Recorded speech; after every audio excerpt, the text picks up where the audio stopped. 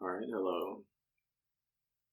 It's the Nitpick Podcast, and we're back to boring-ass Factorio. So last time we played, I was doing it on my own, and I suck at the game, so I made everything very messy, as you can see. Basically, the first order of business today should be to sort this out. I think the main thing that needs fixing is that I have all this whole iron set up with trying to build my research, and I need to streamline it or improve it so that I can actually mass produce the green, fully automate the green research packs, because I think I have to manually load them right now.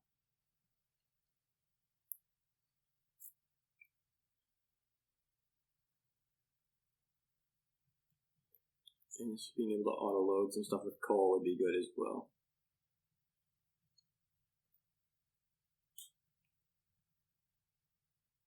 I think I was trying to get this to do that, but so basically I have to tear almost everything down.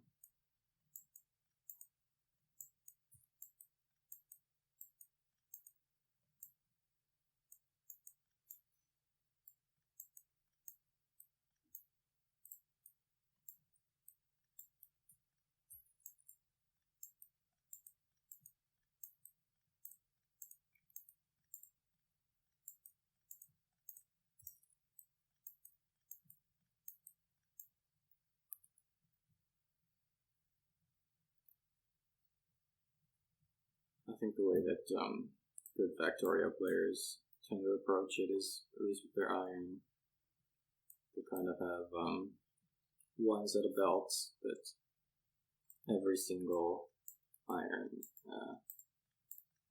forge feeds into. So you want that as centralized in the field as possible. I'm probably still going to do this really sloppily because I'm exceptionally bad. I haven't played it at all since last week.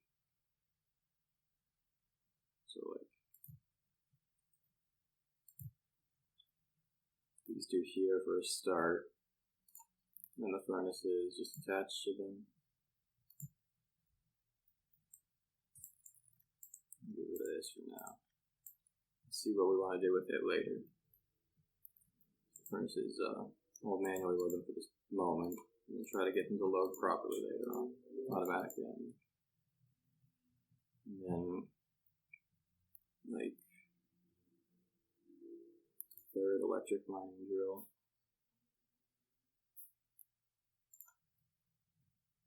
Also go in here. Let's see.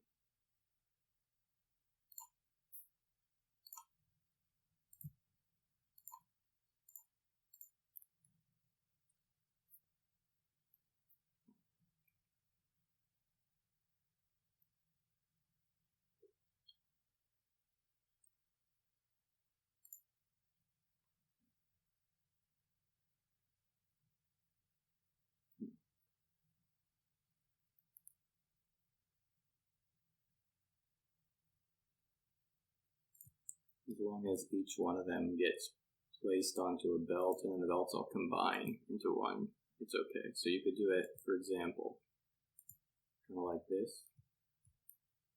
It's probably not that elegant.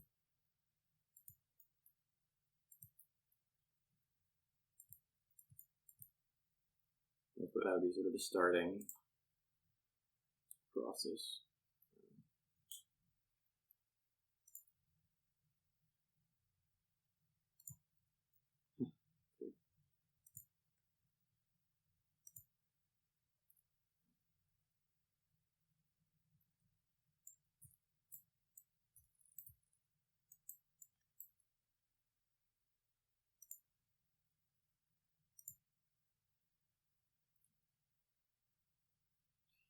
And then each assembly machine that you needed along the way you would want to get fed by this big belt that I just started. So then I'll tear everything up. I'm probably still going to do this wrong.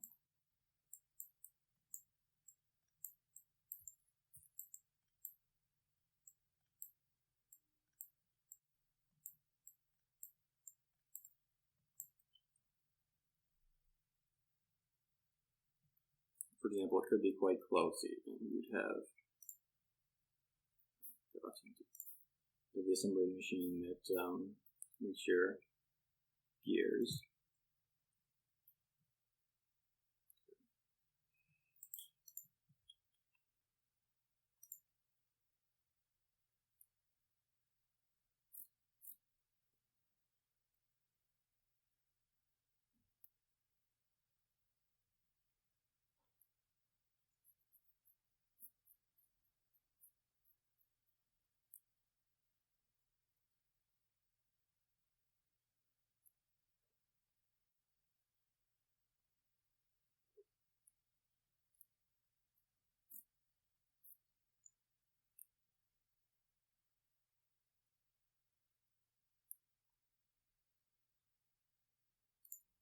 Gears. And it gets fed by these belts.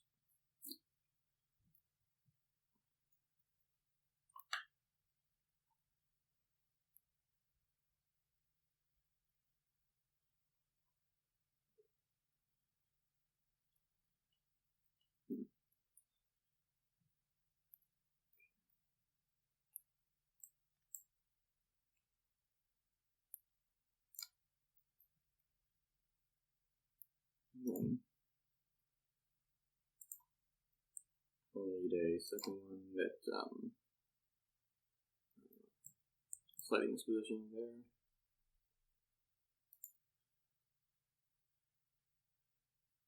Go here. This one will be for the regular science packs. And so we feed it from here and from here.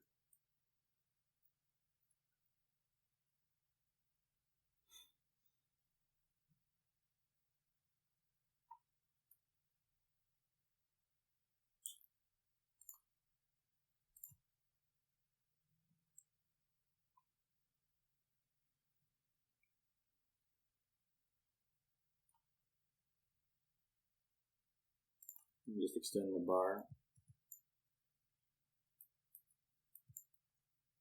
Single line.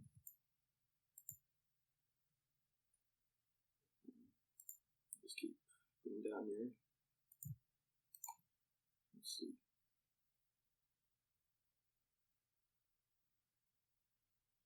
You definitely want one for the circuits.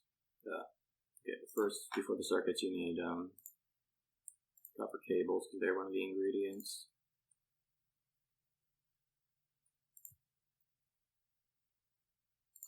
Those. So it should work.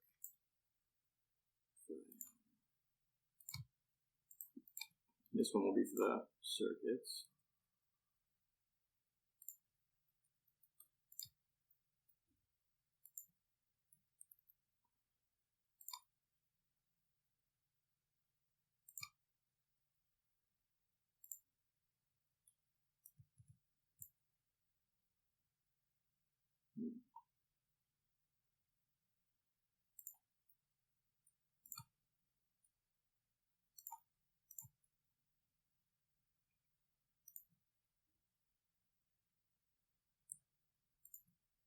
And then just keep going with more assembly machines, I guess.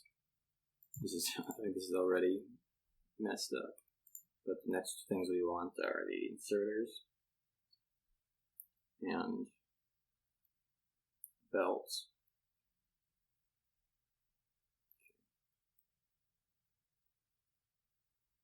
So the main issue is the gear wheels right now.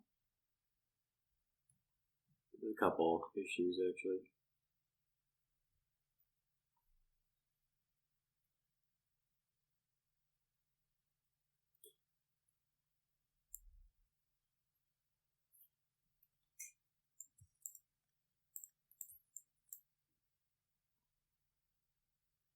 Yeah, this is going to take, looks like it's going to take a more elaborate setup than I was already thinking.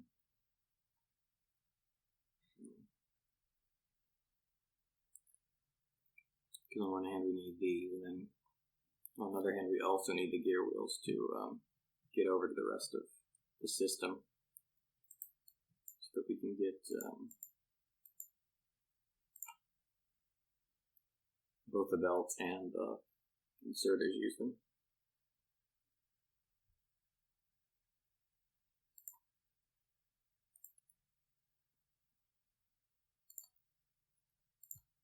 So for instance, I can expand my belt a little further.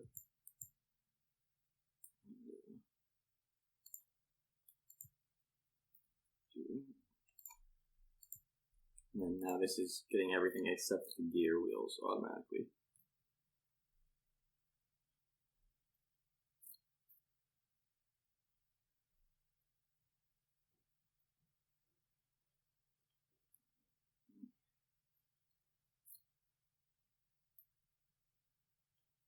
And the other one is just a less elaborate version of the same thing.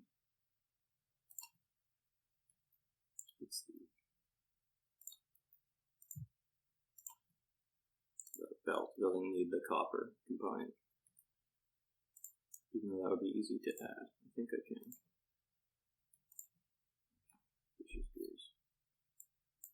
Doesn't work.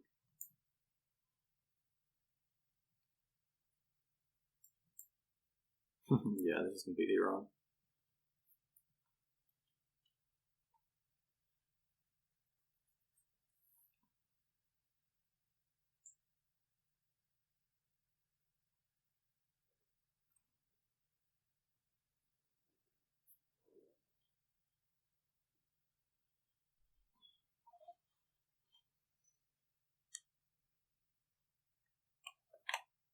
Oh.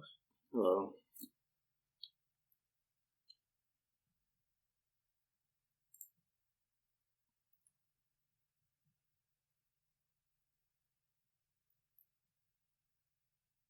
I was actually excited we wouldn't be Factorio, but here we are. Yeah. Okay, let's see what I got in my inventory. Basic stuff. I guess you're just expanding. I was trying to rework everything so that I could automate the green science packs, but the setup I just made isn't any better for it. So Gotcha. the problem is I placed the gears here, but I need them to also get down to where I'm making my assembly machines, and I want to put another one down for the belts as well.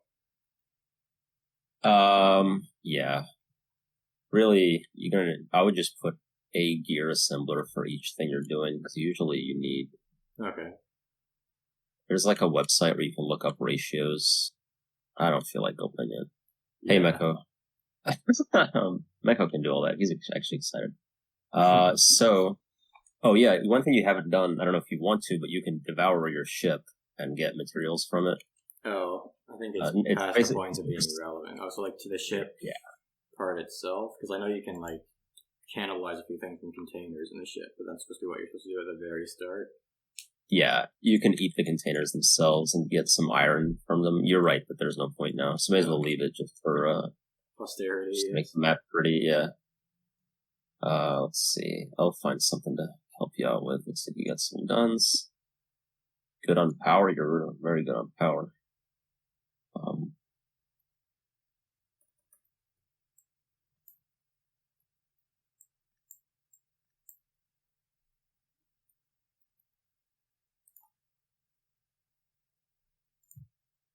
Yeah, I think the issue here is basically just fixing the inept factory setup that I made yesterday. Yeah, I mean, eventually you're going to want to get everything off the ore fields so you can put miners on every square of them. Okay.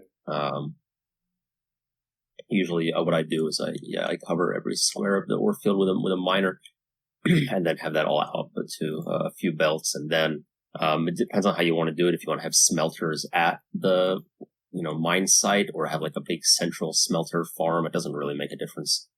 I guess I would do it just smelters at the mine because there's no reason to transport ore. Like it doesn't do anything except get smelted, so may as well just do it right there. Okay. I can actually let's see.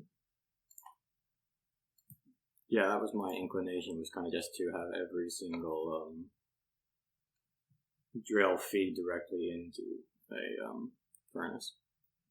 Oh yes, furnace. They're not smelters yet. No, you don't want to do that because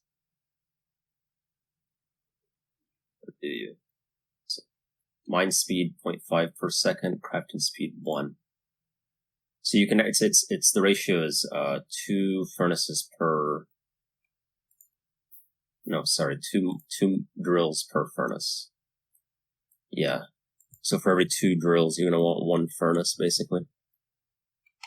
It's better to have the ore dump onto a belt and then just go into a line of furnaces. So I can help you rearrange stuff if you want. Yeah, that's no big deal. I would assume the idea behind multiplayer today would be. Yeah. The fun stuff. All right. Constantly the fun stuff. We don't call this TDM Tuesdays for nothing. Right.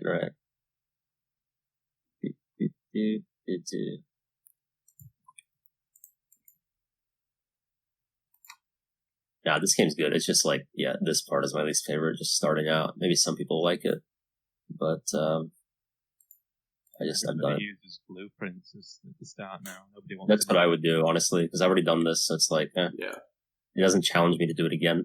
Fuck it. In fact, that is what I do in my games. But since we're doing a fresh new game with a new player, we'll do it the real way. But yes, I'm going to clear off all of everything on this ore field, and then we don't need to fill it up completely right now.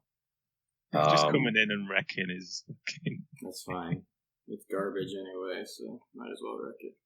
Yeah, I'm not gonna be like, this isn't the optimal layout, but I will do some things like this.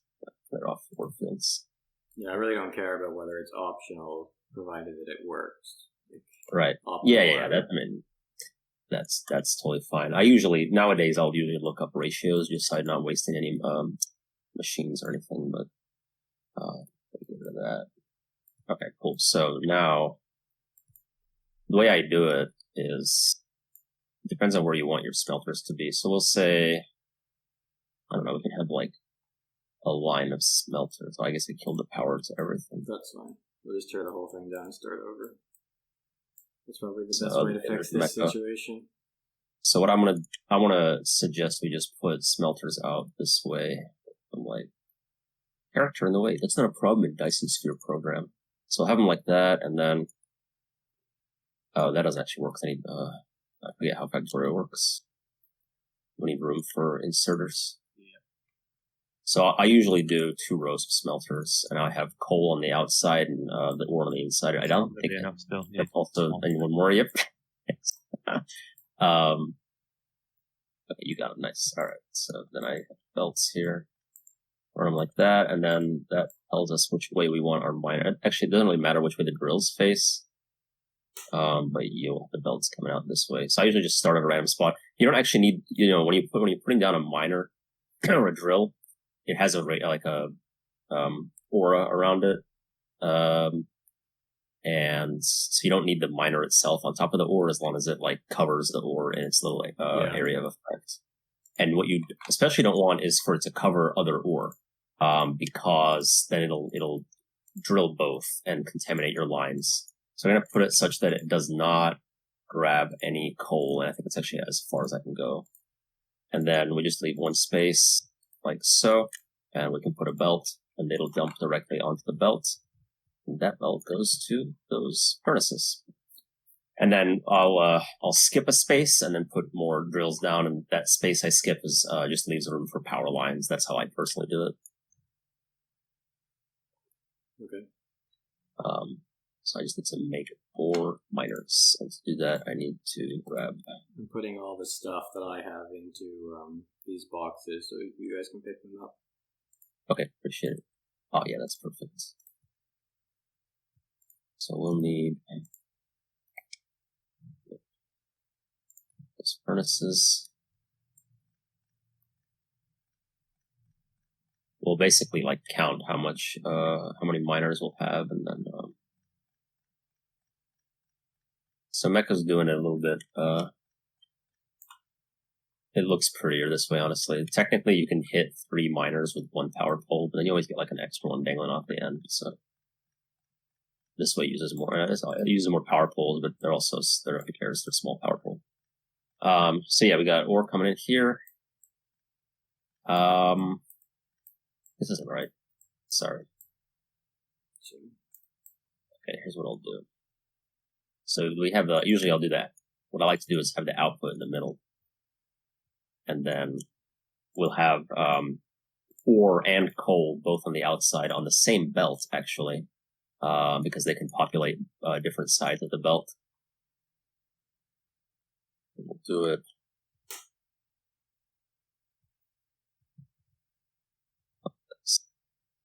We'll need a splitter at some point, but for now, do it like that's this. Researched. I think I built like 1. Yeah. Splitters and underground belts, so it might be. We need There's 1 splitter in the middle box for whoever wants to make use of that. Okay.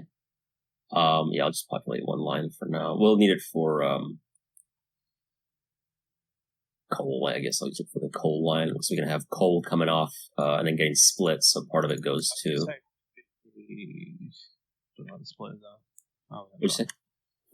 I was thinking, like, for me, I'd have this going straight across, and then have the coal splitter. Have like a splitter. I'll just have to just put 10 like here, and then have an underground belt going here, and then going up and around. Yeah, that's how that's the best way. But without a splitter, I just wanted to start getting iron made again while we screw around with building stuff. Oh, then again, where's the output gonna go? What output for the iron blade? Yeah, we'll go, that way. Dump it in a box. Eventually we'll have, we'll have underground belts to, like, weave around each other. Oh, I've got long arm inserts anyway. So. Right. So I'm just gonna so I got coal split off, and I'll get it going over to where we need it for the smelters. We need some more belts. Or I need some more belts. We have plenty.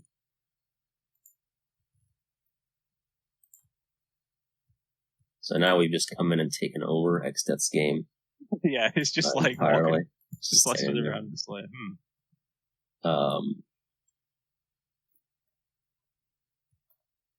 Get fun, I swear. Believe me. Okay, I'm gonna set it up the way I was doing it for now, and then when we get more splitters, we can do it proper. Wait, messed it up. No.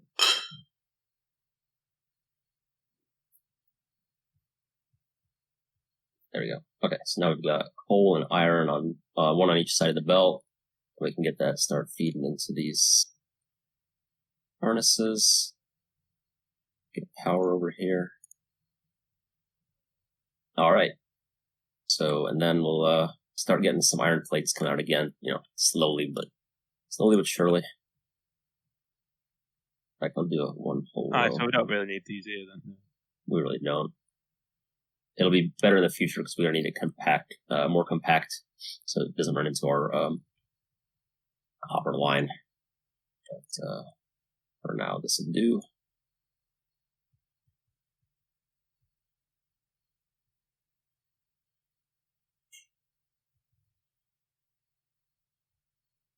Cool. This I do have wires.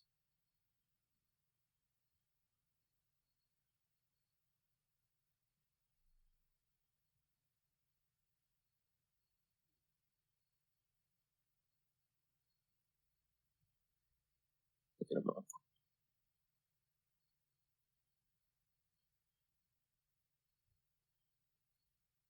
have to overlap?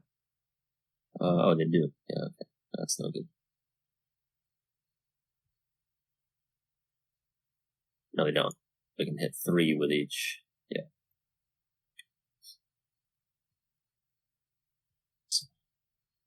Oh. Alright, so we've got basic iron going now. And we'll have to expand it in the future, of course. But for now, this is doing something. So we'll put a box, like right there or whatever, and put iron plates in that. But where are you on the technology now? Probably like the first few. I think let's see. But I hadn't played this in so long, I keep forgetting how you open certain stuff. Not very many. I got the weapon shooting speed and just like the basic things. Like the logistics thing is the most advanced one. I have the logistics science back as well. Okay. That's all. Cool. Yeah, and you were getting up to green before we came in here and ruined everything. So we need more miners. I started producing copper bars or just basic. Yeah, just for it's okay. Cool. Yeah, what do you copper? I'm making drills now. They're just in my pocket. I'm making massive drills in my pocket. You need more coal. Just throw it out.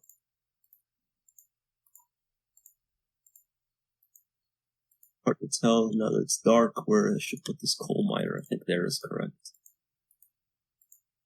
That's fine. Yep. Alright.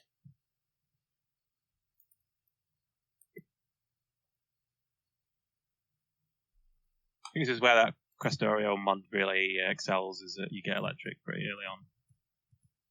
Well, at least basic electricity, anyway. Oh, we have it. Exdeath did all that work for us. Looks like coal power is doing just fine. The lake's a little far away. We can just expand down that way. And so nice, so organized. Okay. Then what I like to do early is to get like a basic mall set up.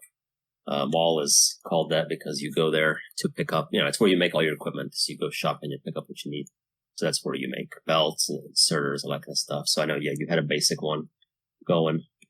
And we can start pulling off some of these iron plates and all that to start making inserters, miners, etc. Oh, what happened? Sorry, my bad. Oh, okay. I thought we might have coal or something, but no, we're good. All right.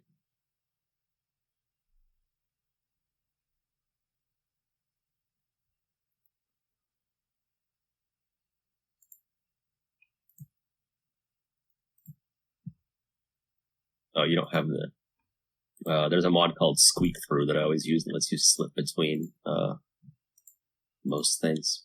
Yeah, this is the vanilla game. Yeah, this is how it's meant to be played.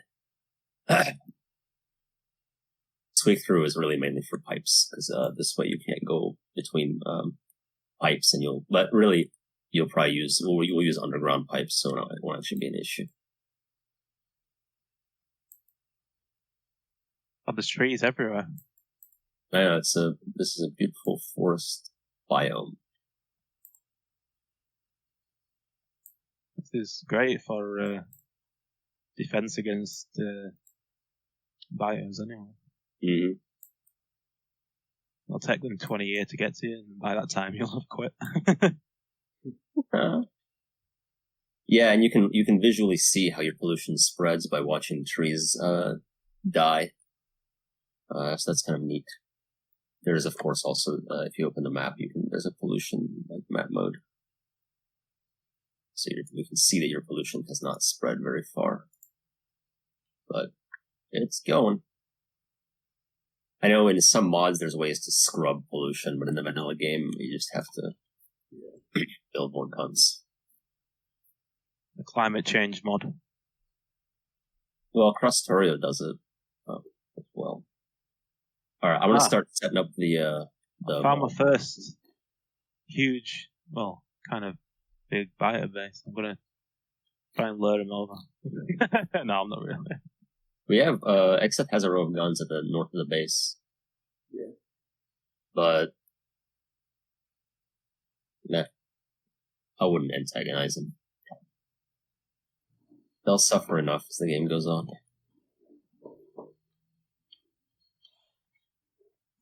How big is it? Yeah, if you look on map, it's quite big. Oh yeah, that's big. The fuck?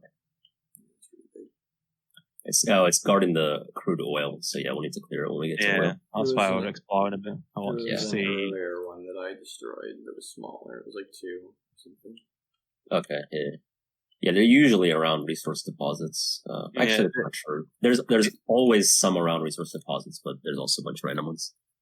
There's also if you've got, I think is it evolution, where they just randomly pop up again, even if you cleared them out. So they'll come back. They send the biters out to make new bases. So. Oh, that's fun. Okay. All right. So I'm gonna make belts, which is 1 plate and 1 gear, and the gear takes 2 plates. So yeah, we'll just we'll use a splitter.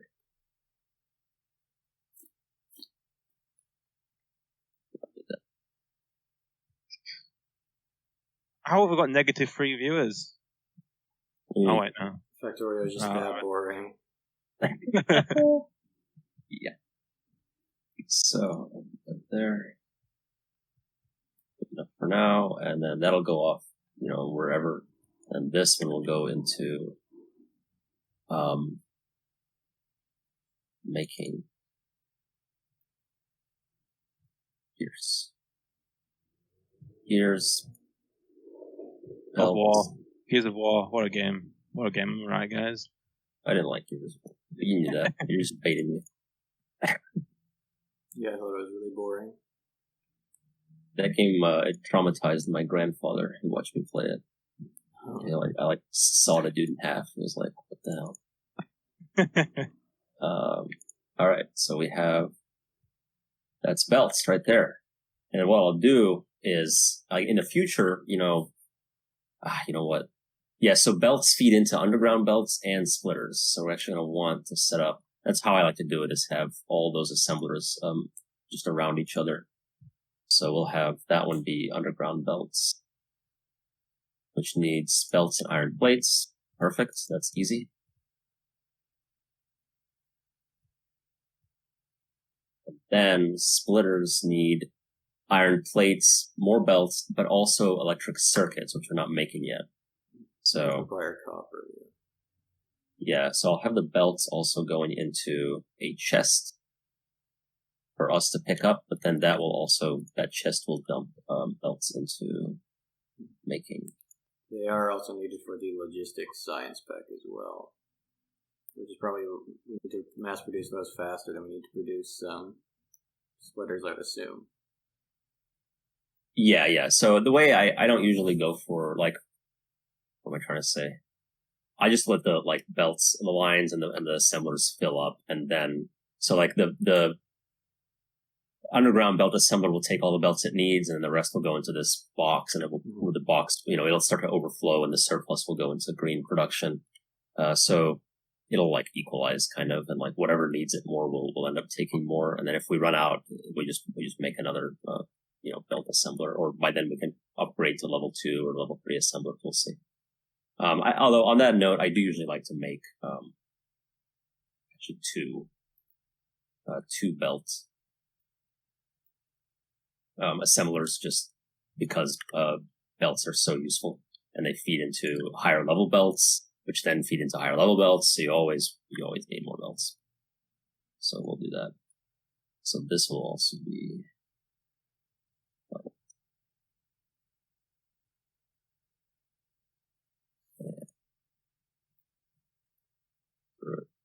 But you know what? That's gonna encroach on where I wanted more furnaces.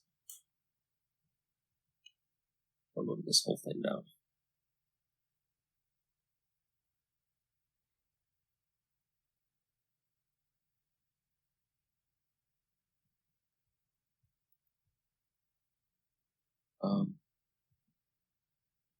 Yeah, here's an idea. Have we got any splitters? I need splitters. Can I make splitters? I made some. Oh, sorry, I've got. Make your own. Why are we connected?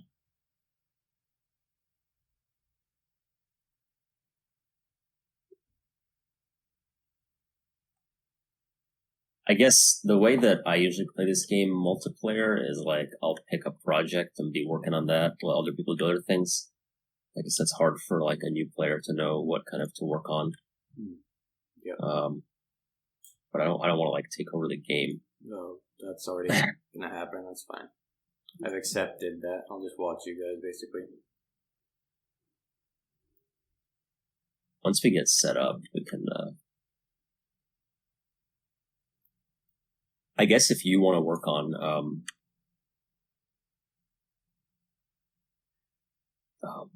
setting up like furnaces or like more miners or something.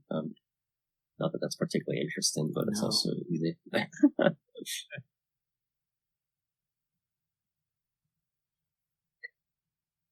So we'll have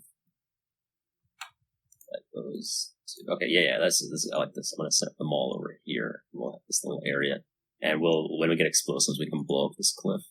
Or is that a thing in the vanilla game? I don't even remember. Yeah, I think you can. Okay. I'm not too sure. Okay. We'll do it, and then we'll branch out. So, the gears, belts.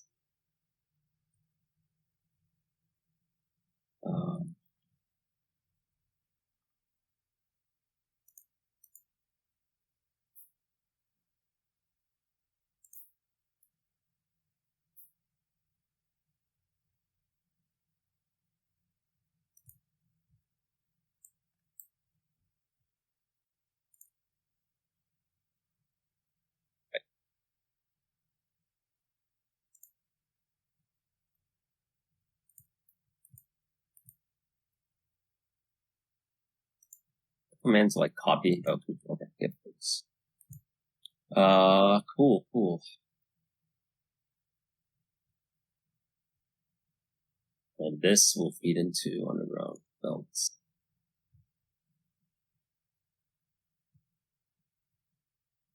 Then circuits is, how do you make those? Copper cables and iron plates. Okay. So we have both of those things.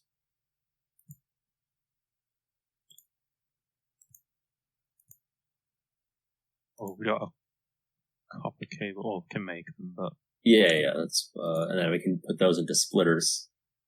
Oh, right. Yeah. Copper cable. No, I was thinking copper plates, but.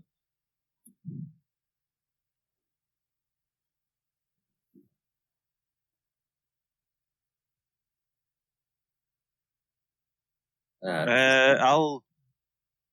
I want to make defenses, but I don't know if it's necessary just yet.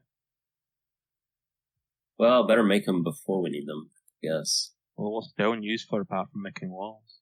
Yeah. Concrete later, but yeah.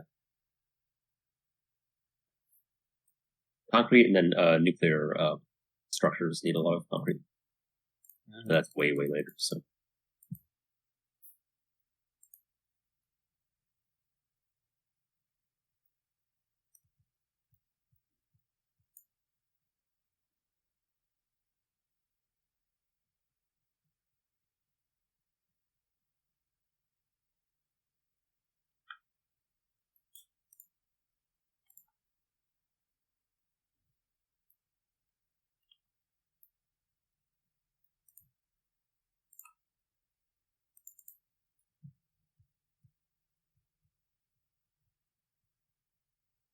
Well, certainly producing enough coal. Yep. Coal is pretty. Usually it goes at a pretty big surplus.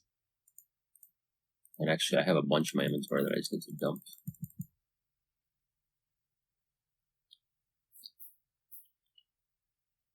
We need more electric poles. That's wood and copper. Those are annoying because you can't. I mean, you can mass produce them, I guess, if you just manually put wood into chests, but it's not really worth it because you get so many by making them by hand.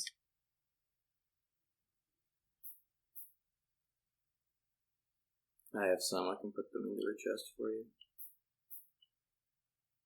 Oh, sure. Yeah, if you don't mind.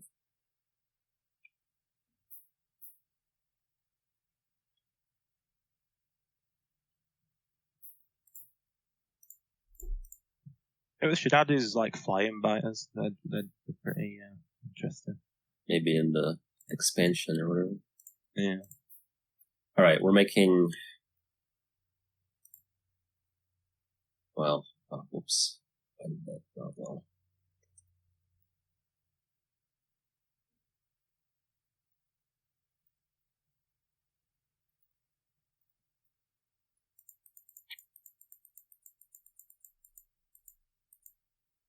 You need to get all of AFT in here.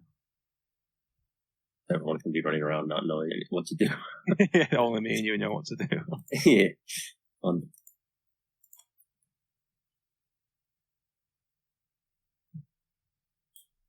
Okay.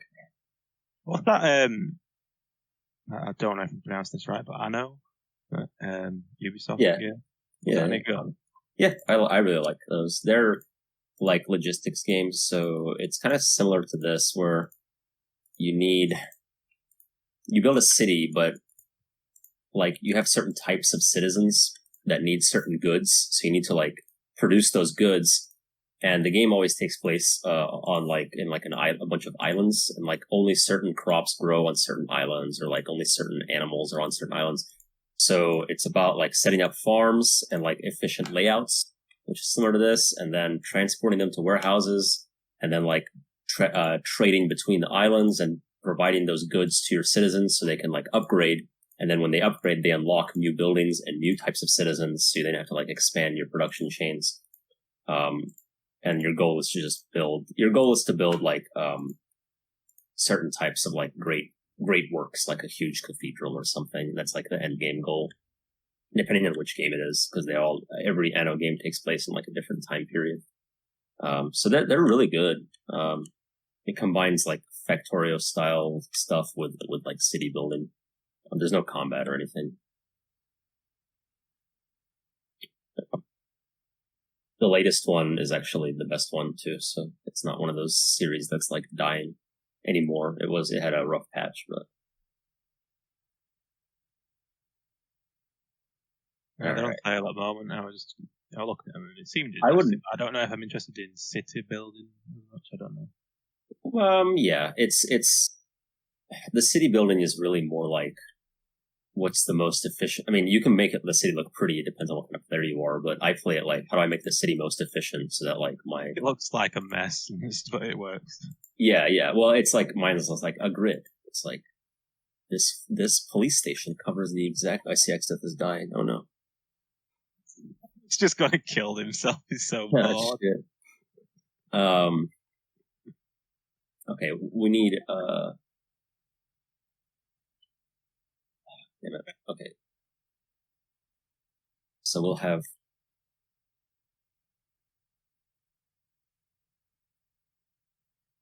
five. This needs Exdeath. No, not again.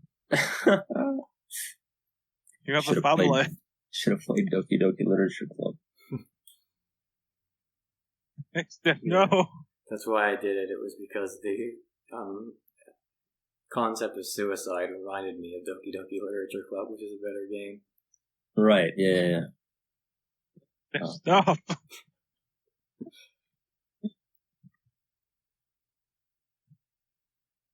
Can't do anything, Mr. A. He just insists. It's fine. You can only stop him by destroying the biter camp. Then you can find a new one. Oh god, there's so many of them. I hate this layout that I've made, but it's okay. Oh, I went to get his stuff. I thought he was just gonna like repeatedly kill himself. Is there one on a small island? There is? How the fuck are we supposed to get to that? And how the hell are they supposed to get across? You can fill, can't you? Or is that only in mods? You can make landfills. They're not even doing anything. Yeah, are there any kind of like aquatic or flying variations of the biters? Because otherwise that nest won't be able to do anything at any point in the game. Yeah, it won't. It just won't. Unless they... Well, no. Can't do shit. That's a weird... No, yeah. Spawn. We can't even reach them yet. I hate this. They're going mad though. They know we're there. Why am I shooting them from across? Shotgun can't even reach. I think we might be able to with the other weapons though. Try and get them from here. So no.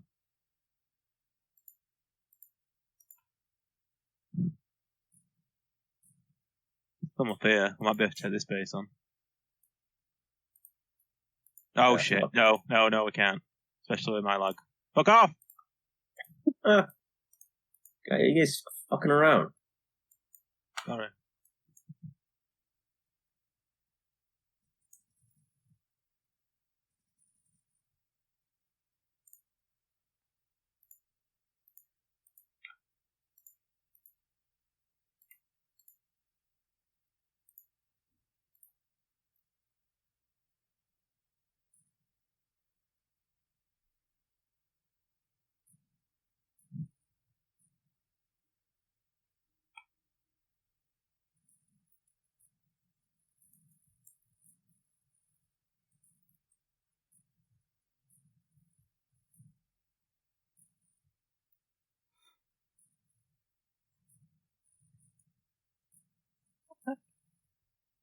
Oh. Get flexed. Yeah, they did a very good job cutting that thing.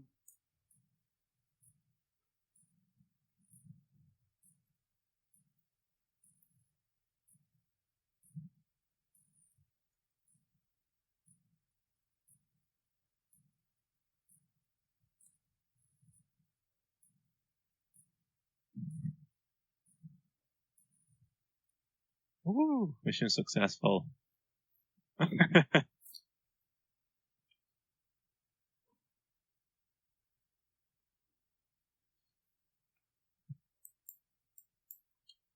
Mr. A, you like the woman back home in the kitchen while we're doing all work? Yeah. That was a hyper joke. I know. It was a good one. Yeah. Hyper would be proud. He's not watching because this game's very boring. Maybe. He might be at work or something. I don't know what time it is over there. Yeah, he's at work, right? Because he usually comes in like way late. What time is it in Australia right now? I have no clue. They're like a day ahead. It's like Monday or something there. I mean, yeah, it's... Or Thursday, I mean. Yeah. I mean, I think it's like, again, to get into the, like, yeah, it's like 5 o'clock Wednesday or something. Okay. Something like that. Oh, this game is so enthralling that we're just trying to figure out what time it is in Australia. Yeah.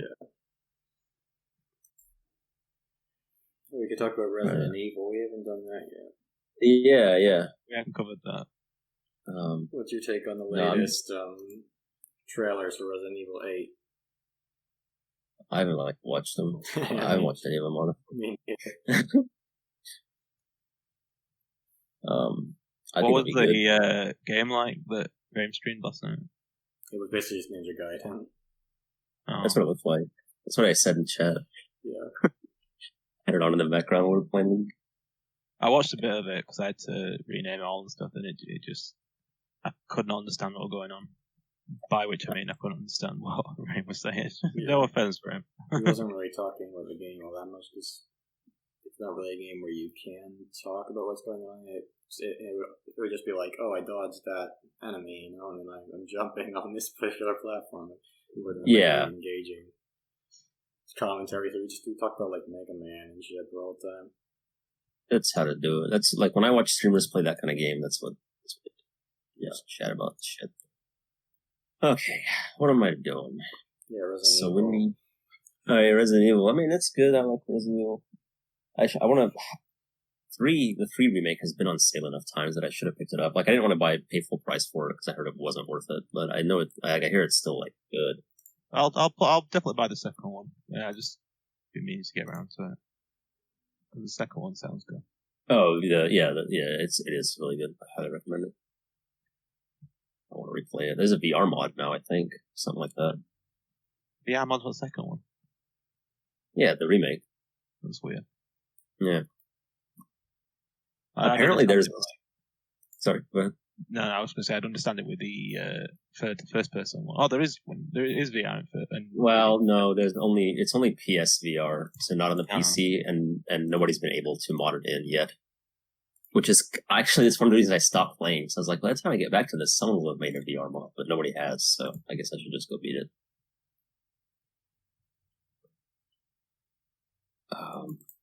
Yeah. I said the only one I played is 4, but that's actually wrong. I actually played Outbreak as well. Oh, that's sorry to hear that. I apologize. I'm sorting out. Yeah. I heard Outbreak wasn't very good. I didn't do you think agree? so, no. Okay. So it's got like a mission-based structure, sort of, where at the start and end of every mission you like reset all your items and everything. It's different, but it wasn't that interesting. Just the general moment-to-moment gameplay and stuff is just not very intriguing, really. Gotcha.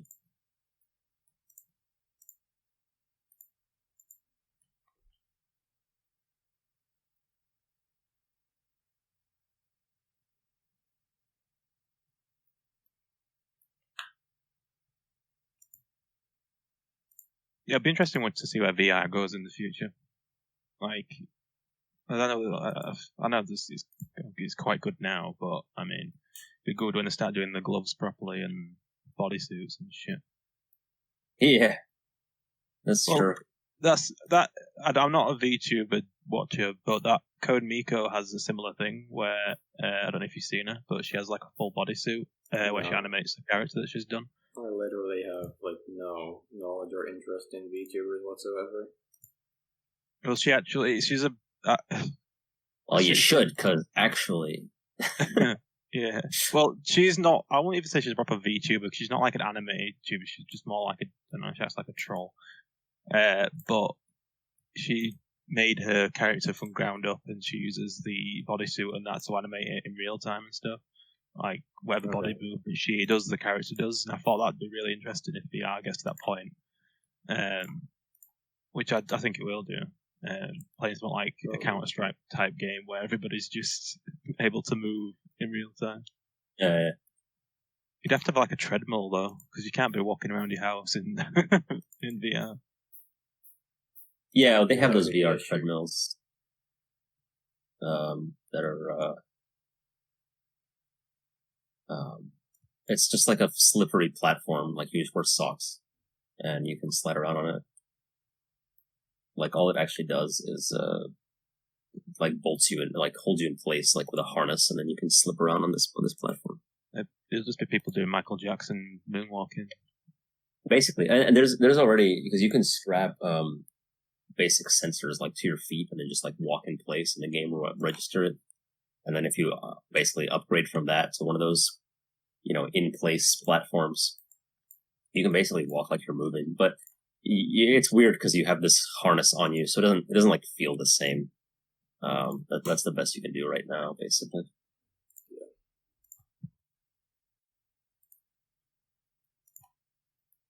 Well, it'll get to a point where we just upload our brains into the console and play it that way. Mm-hmm. Yeah, man. Sick.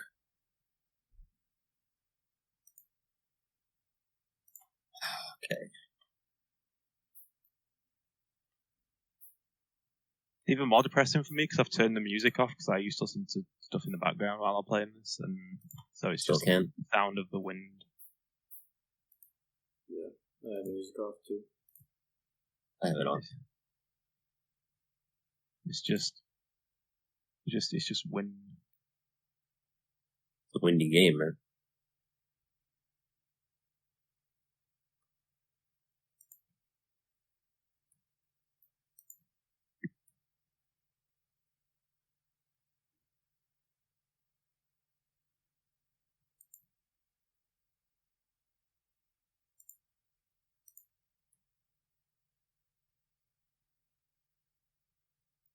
I guess I shouldn't worry. I was just trying to worry about like, if I want to make red and blue belts later, like how should I lay this out? I guess we can always change it or just spaghetti.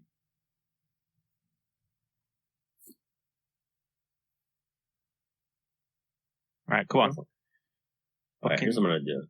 What? We need to start making science. I'm bored of just fucking belts now. I got a little like science machine thing set up, but it's just temporary. It's just like manually load things into. Yeah, I'm gonna make gears. Make gears here. Do central gear production, which isn't something I usually do, but let's try something new today. And then we'll do the same thing for plates. This is like not enough gears for anything, but it'll be good for just for now.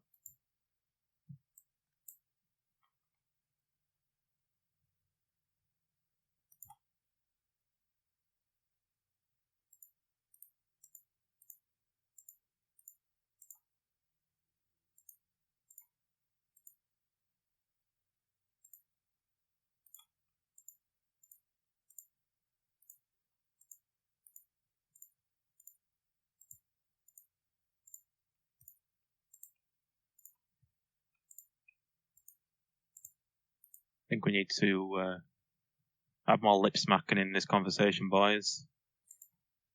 There'll be plenty of that tomorrow in Rain streams. What's it called again? Oh yeah, Cyber Shadow. Yeah. I should probably join for that one, and then I can increase the lip smacking. Double me and him lip smacking. It'd be a great combo. I don't know if I'll join. I don't want to like miss people's streams, but I'm also not going to dedicate every single night to this podcast. So I've got Tuesdays, Thursdays good enough for now. I'll hop in on Wednesdays if I'm around. Oh, I'm not going to say that I will. It's not a requirement. That's why I said this stream thing could just be for fun, because I didn't want to.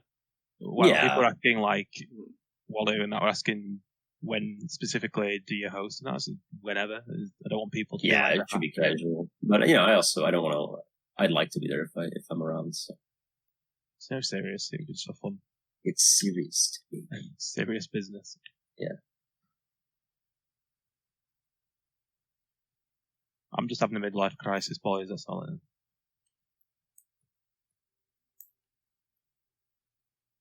I don't feel valid in this world anymore. Yeah, well, you'll feel better when you get a job. Or not. Okay, we got gears. Let's get copper wire. Wires. Maybe to spice this up, let's talk about how gorgeous Todd Howard is. I mean, I don't know about you guys, but, you know. Yeah. He's a fairly attractive man. He's average, just slightly above average, I would say. That's fair. I'm not the expert here. You guys are. So. Okay. He's probably in the higher percentage of game developers in terms of attractiveness. That's the most attractive, then. There's Hideo Kojima. Yeah, that's fair. Well, I think the personality is part of it with him. It does seem pretty cool. Yeah, like when he took that hooker into his hotel room that time. That was pretty funny. Yeah. What was that story? It's like someone's like got a Twitter or edits his tweets to make it sound like he's doing stuff like inviting hookers into his room and stuff. It's just, okay. Because he's really private about his life. It's just I just find it quite amusing. Yeah. Gotcha.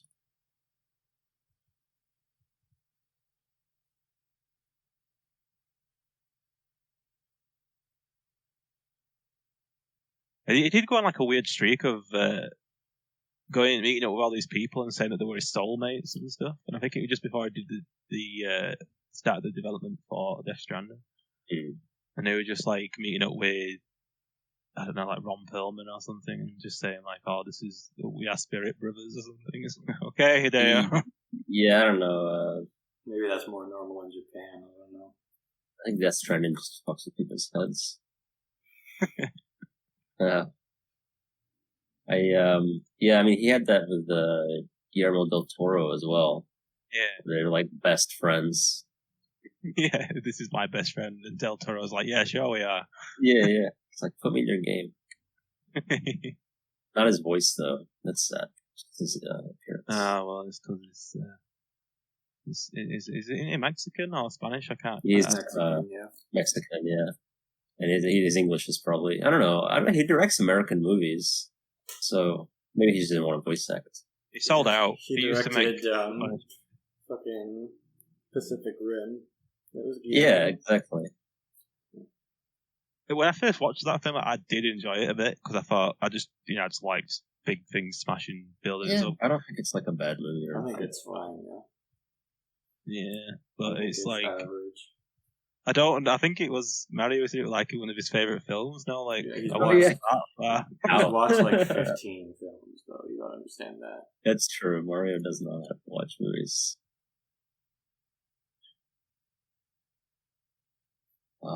This is odd because I need. I guess do we have lawn inserters unlocked? Yes, we did, right? Okay, yeah, I'll just make a few of those. I don't know why I sounded so aggressive then. Yeah, I was like, all right, chill. Yes, we have lawn inserters. Okay. Then we will. This game is making me angry. That's all. Hey man, that's how it is. There we go. Okay, plate's going in, wires going out. This is awful, but it works. It's gonna work, I swear. And then now this can go into making belts. So we got fucking more assemblers now. Oh. So what's the reason why you picked the long-handed inserters in this particular area? Just they can reach across this belt and grab plates from this belt. They skip like so. They skip a tile. Yeah. So are they incapable of reaching the tile directly next to them, or can they? Yes, correct. Yeah.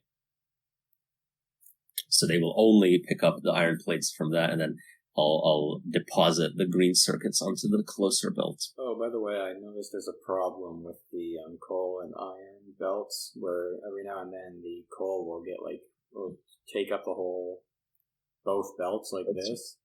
Really odd.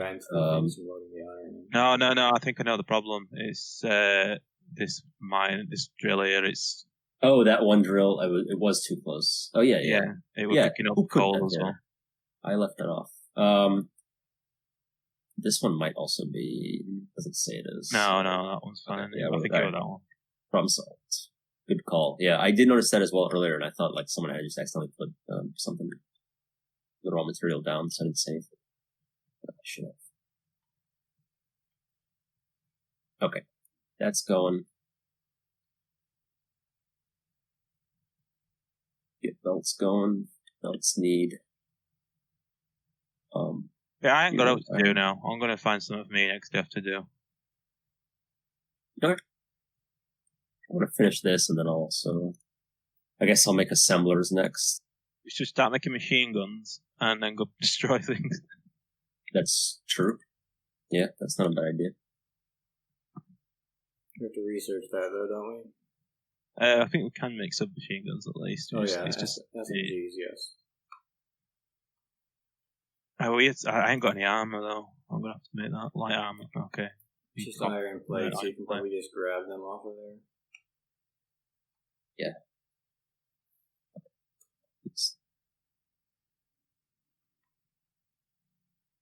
There we go. I literally don't need gears for anything else. At least. Just put in a box or something. Somewhere else.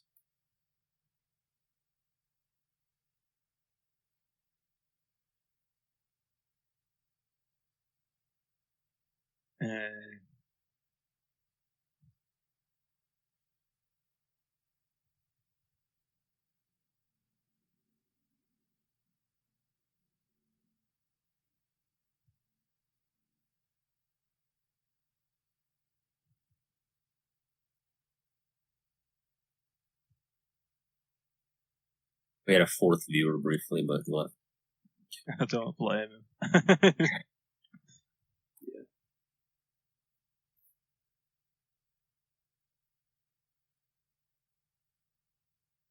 Comes in and we're talking about Del Toro and Hideo Kojima. Hey, it's a good talk.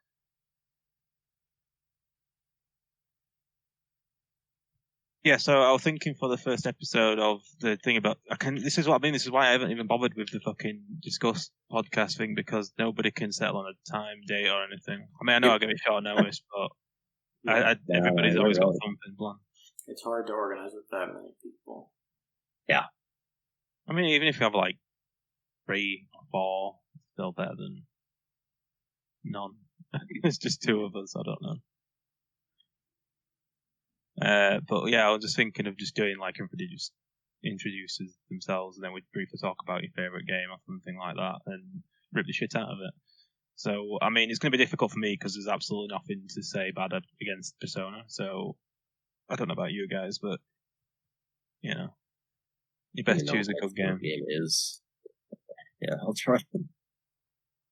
Well, you could say your favourite game is Factorio. Fuck no. I do like Factorio. It's not my favorite. Factorio, I like to play it in like bursts. Like I'll get in the mood for it, and I'll just play until I'm like totally burned out, and I don't touch it again for like a year. I think our problem is with this now is that because I play on DSP, I'm expecting stuff from that in this. And I know the game has like quite a few. Like at first I complained about it not having some quality of life stuff from Factorio, which is true, but it also has a lot of stuff that I think Factorio would benefit from.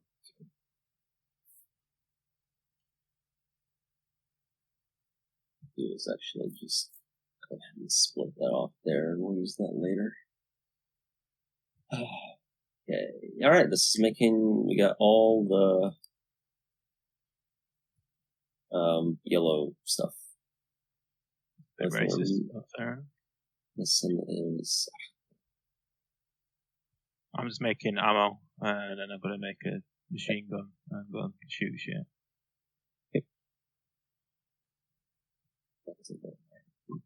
Yeah, that first episode would be like the hardest one to organize, just because theoretically, like everybody or most people should be involved. Like, I assume the intention is that once I finish Omori, we'll do a discuss on that one, and that would be like me and Mr. A and maybe. That would be good. Yeah, they can be for the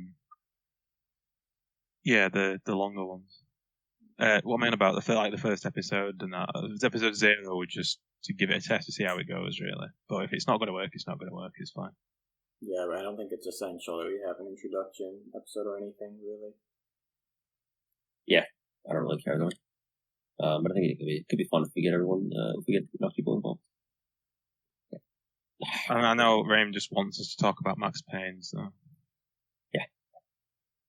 Well, why? Man, it's good series, but I don't know. I guess I've already been over this. I just don't feel like there's that much to say about it. Yeah, it seems like the big obstacle to that one getting done is that he's the only one who's terribly interested in it, and then nobody else really seems to have that much to say. Right. So. Yeah, and like he's mad that I'm not interested in it, but it's like I don't know. Maybe I guess that could be a potential side story, like series of this. That sometimes somebody just does like a video essay on their own. I don't mind if. Like, I don't mind joining him if he's available. We've just got a 3 hour to kill or something, but it's not something. I really don't think there's much to cover with it myself, personally. Yeah, I mean, I've never played them. I don't have any particular interest in doing so I'd have to sit that one out. What? Yeah, no.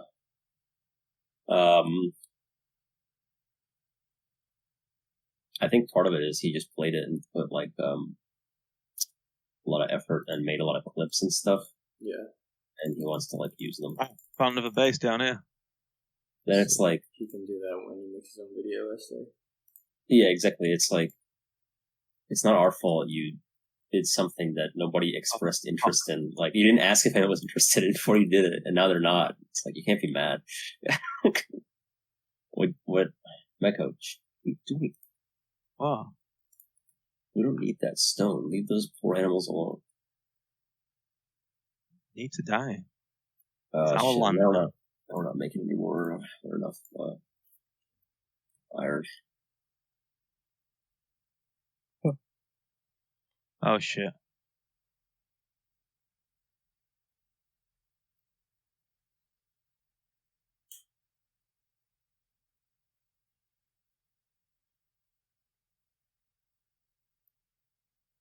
This is like a little bit harder for me because there's lag, so like the teleport towards me. Oh yeah.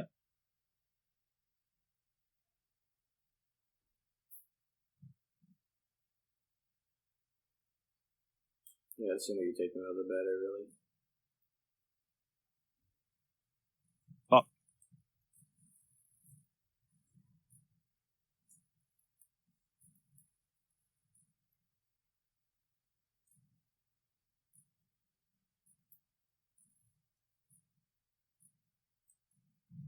The shotgun seems like a huge piece of shit. Oh, yeah, I usually just don't use that. I go to the assault rifle. Flamethrowers is great for clearing forests. That's the best way to clear a forest later on. You need oil to make fuel, though, so can't do it right now. Oil is like the big, it's like where a lot of players have a hard time. We need like Lord of the Rings soundtrack playing while me and Exdeath wander through the woods to try and find things to kill. Yeah.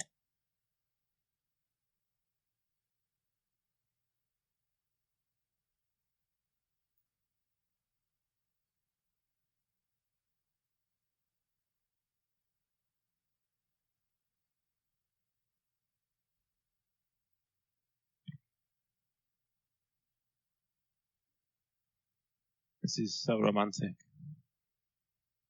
Yeah, for sure. Very intimate experience.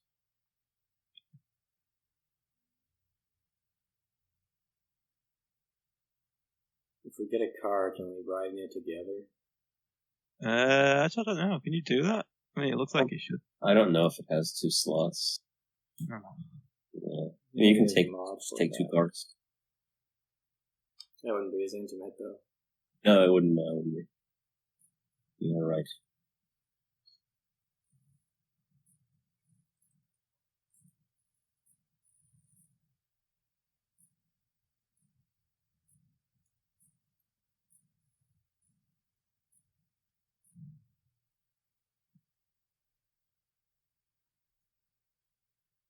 Around just destroying these poor animals and it's their planet, and we're like, no, we're taking all your resources. There's something on the map down here. I mean, they're not using these resources, so it's their own. They could just leave us alone. Yeah, I don't see their factories. Exactly. Maybe their factories are on the ground. They're wise enough to realize how boring making factories actually is. We'd rather just stick in the ground and do nothing. Oh my god. Oh my god. Yeah, the shotgun. By a small worm. Take out that big fucking base next to all that oil. That's a lot of oil. Yeah, that's why it's difficult. Yeah. No! I'm covered in slime.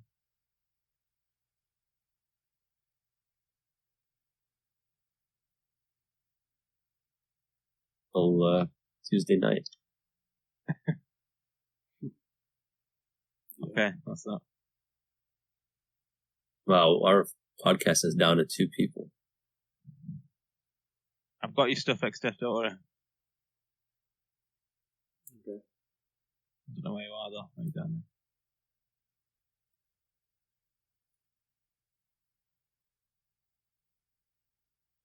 Yeah, I think I might need a few others and a car to take that bigger base, because I think it's just going to wreck us.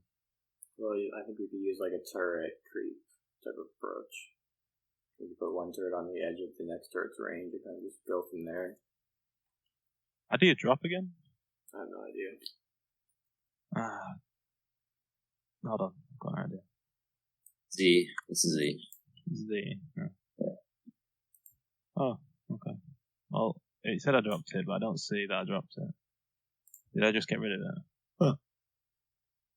I'll just put it in this box. I think it's safer. I don't see your shotgun. Maybe that disappeared.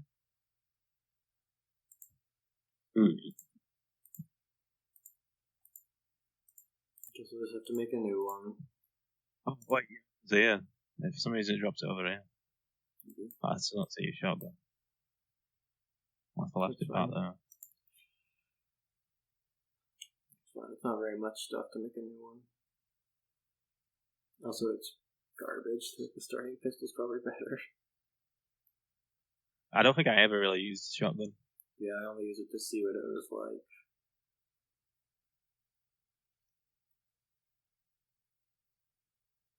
Yeah, once the pollution starts, that's when it gets fucking intense. Yeah, which is why you should just take up the nests before that. No, they'll just respawn again at some point. Okay. Well, yeah, they'll respawn, but you can keep under control. You need artillery, basically. That's later on.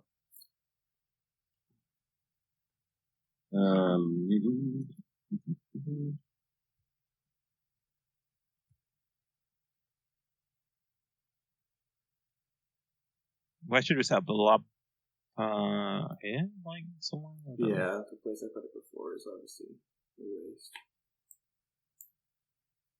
And what's it need for red again? Ah, shit, yeah, we need to make them separate now. Yes.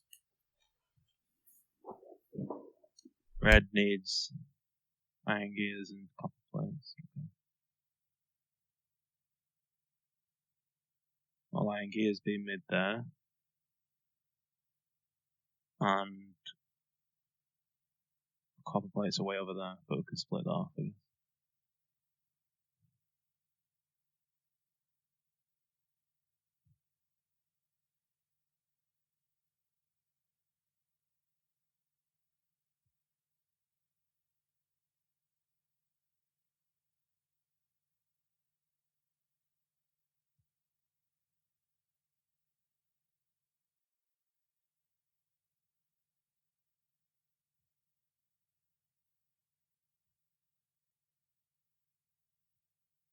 What's next on the watch outside the wall watch session, whatever you want to call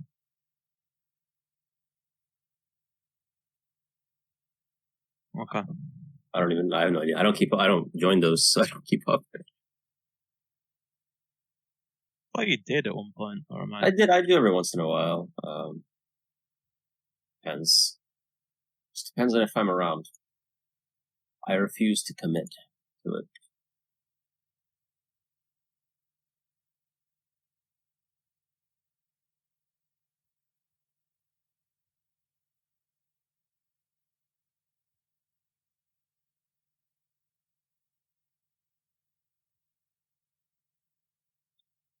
Yeah, it's very good. It's very good.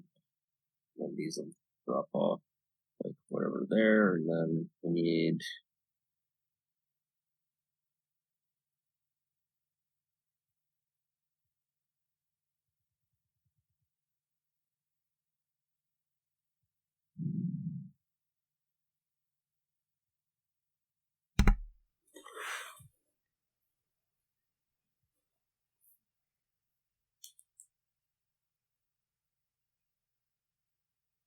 Green balls, yeah.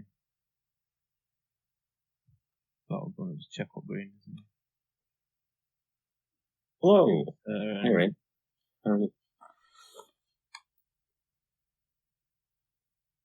Is this the most people we've ever had in the voice chat? Rain joined? Yeah. Yes, I think it is. I just wanted to join in for a moment to say that if people text is speaking, I can't hear him. Okay, I wasn't speaking, so. Yeah, I'm gonna say he hasn't really spoken much this this podcast, so this stream, whatever you want to call it. Yeah. He's having too much fun that he not even got time to talk. I just wanted to be sure because I just joined the stream and I heard you do Meco and Miss Ray talking, but I never heard people text. And then, it looks like my microphone audio is on. Yeah, it's probably just because I didn't have anything to say at that moment.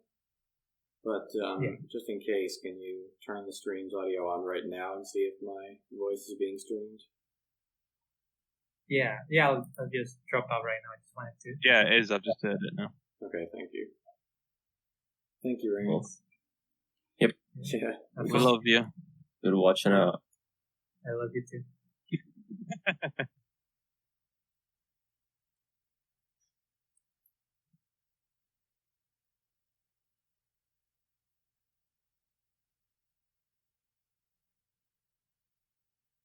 I mean, we could always bail on this if you get rid of that board, Exdeath, and play something else. It's entirely up to you.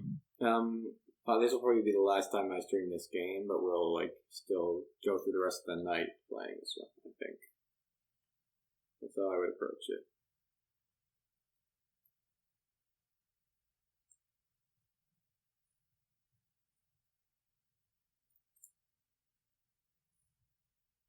Oh, you're taking my gears. Okay. I didn't realize you needed them for anything else. They're going to the belts. I mean, it doesn't really matter. Are they? I don't see them going in. Oh, yeah, they are, of course. Shit. No, it's fine. I was gonna move that. Start another thing. Yeah, I don't know. do that. I don't know what the best way to do this is. I remember when the first time I played this with my friend, like I never had any issues with just like spaghetti base, but now it's like I'm just worrying about it so much. Like, oh, it's gonna be enough. It's gonna be enough production. The more you know about this game, the more stressful it is. That's the real problem.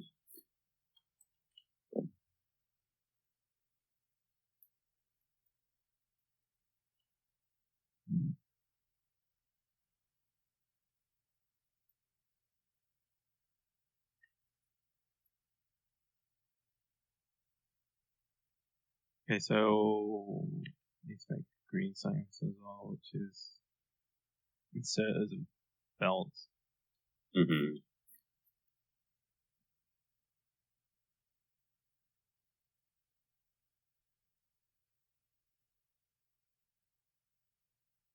I need way more iron. Definitely.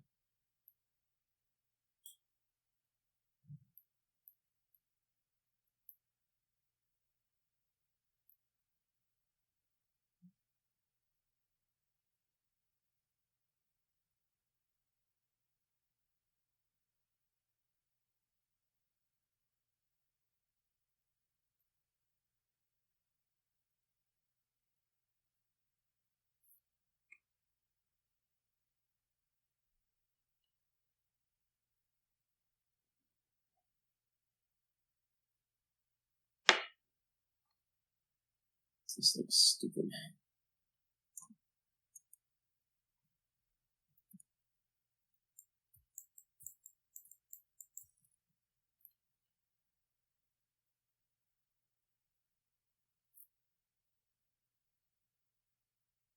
Yeah, we need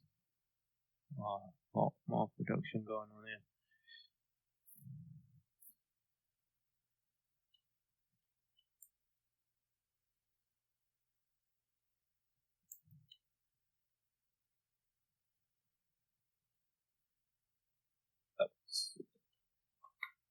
Okay, yeah, alright. So we need stone. Find some stone. Actually, we probably have plenty of. Oh. Just a little bit. It's good enough.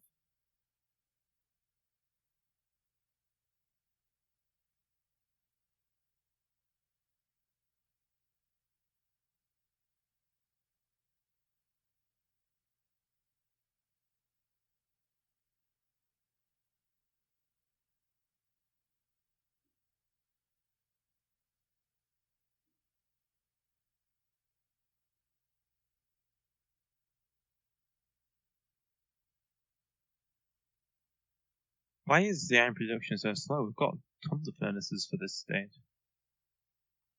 Do we? Oh, that's a lot. I don't know. Might be the inserters are slow. No, I don't think. No, it's not that. Yeah, they just. It's just how it is, man. I'll put down some more.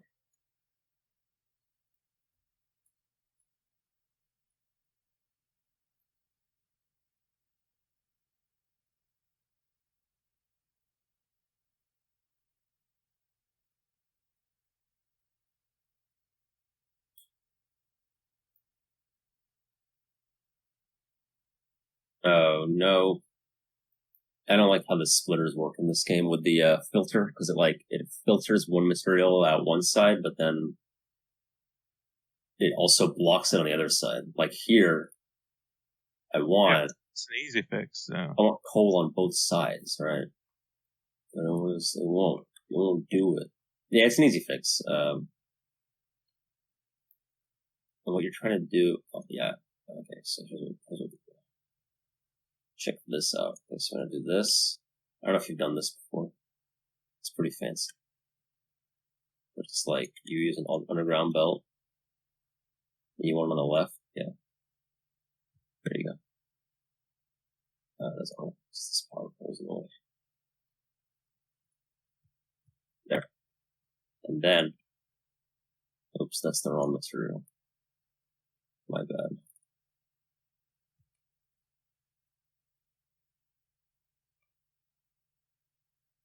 gonna be complicated. Okay.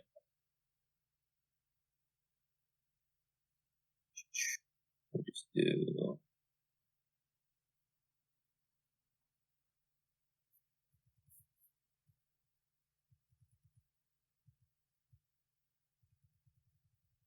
B. Doing the same thing. You don't need the splitter. No, but I want that coal going to where you need it. So, and we'll do that. Not like that.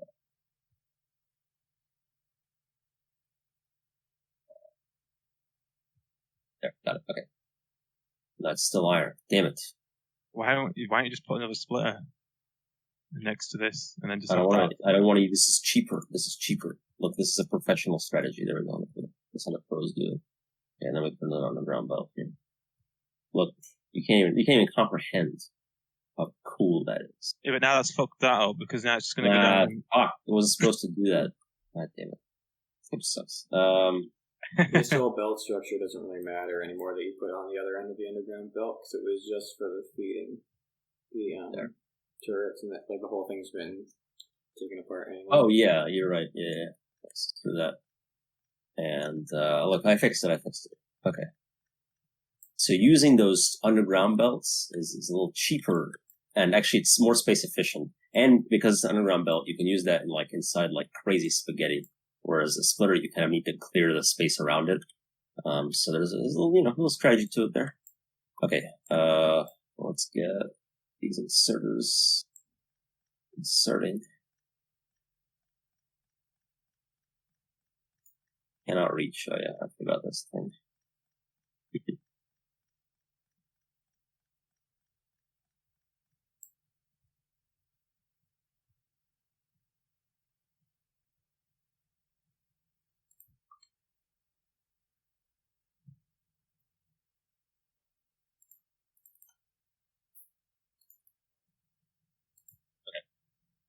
We have a little bit more iron production now. Nothing crazy, but that's how it is.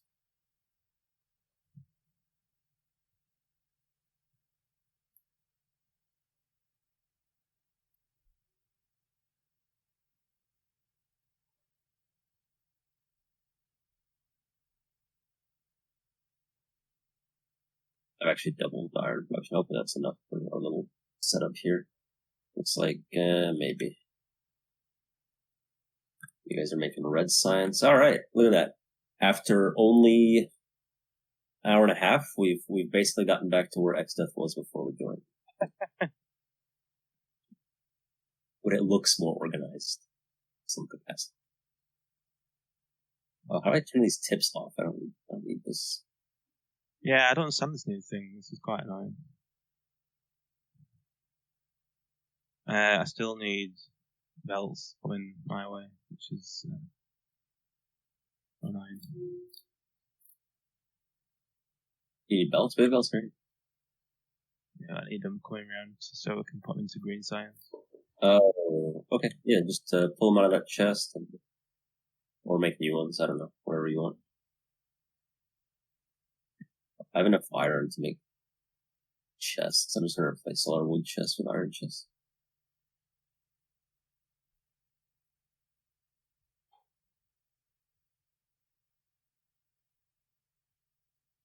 Actually, I shouldn't have done that.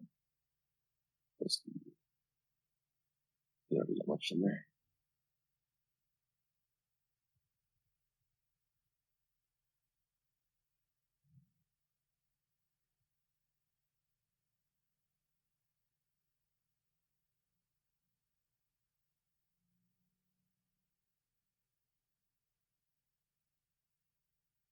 Okay, now we need more miners and drills, rather. Miners?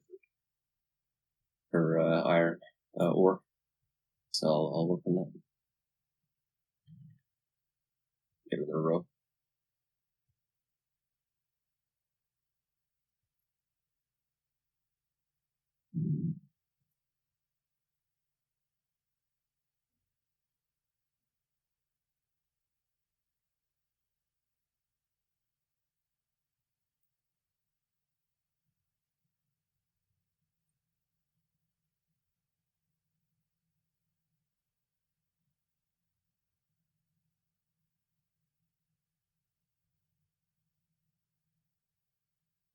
God, this is nice spaghetti. I don't even know what I'm doing anymore. That's supposed to be.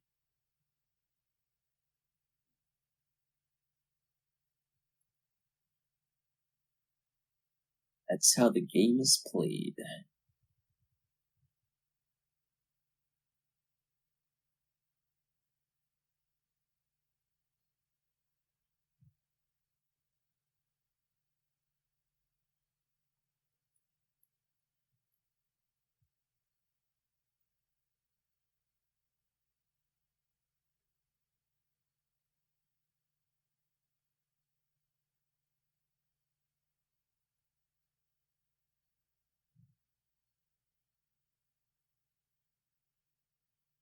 Okay, once we get a few science things going, it should be good, and it'll get more interesting. I swear on my mum.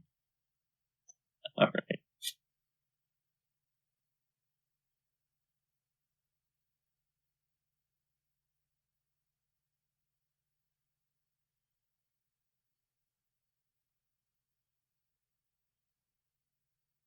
Okay, we're good on iron.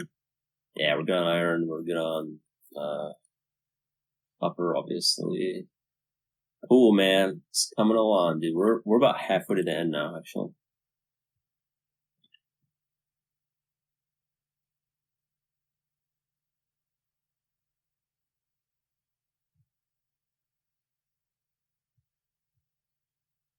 Yeah, there we go.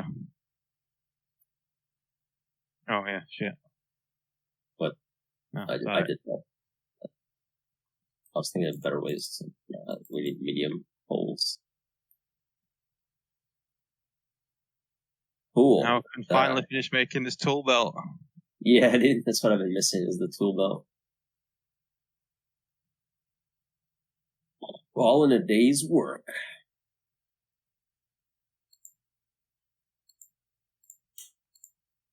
How's our power supply? Good. Oh, we should have plenty. Yeah, we got good. Power. The alien, a bunch of you guys really explored. Look at that. Okay. That was another one, right? We didn't even see that. Yeah, the one on the right. Yeah, that's probably yeah, that's the one that's gonna pop first. These trees are turning purple because you're polluting the fuck out of them.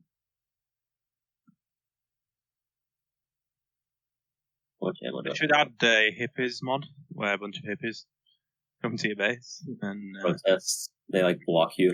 Yeah. Start tearing your factory down. They like chain themselves to the trees so you can't cut the trees down.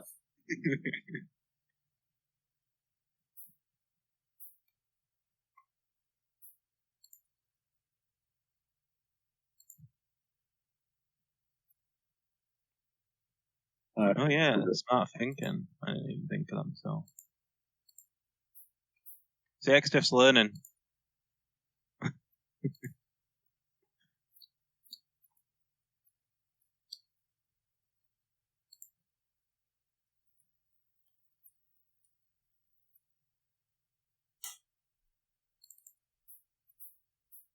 Yeah, that's good. That's good. And you've got a little bit of green coming out. I see.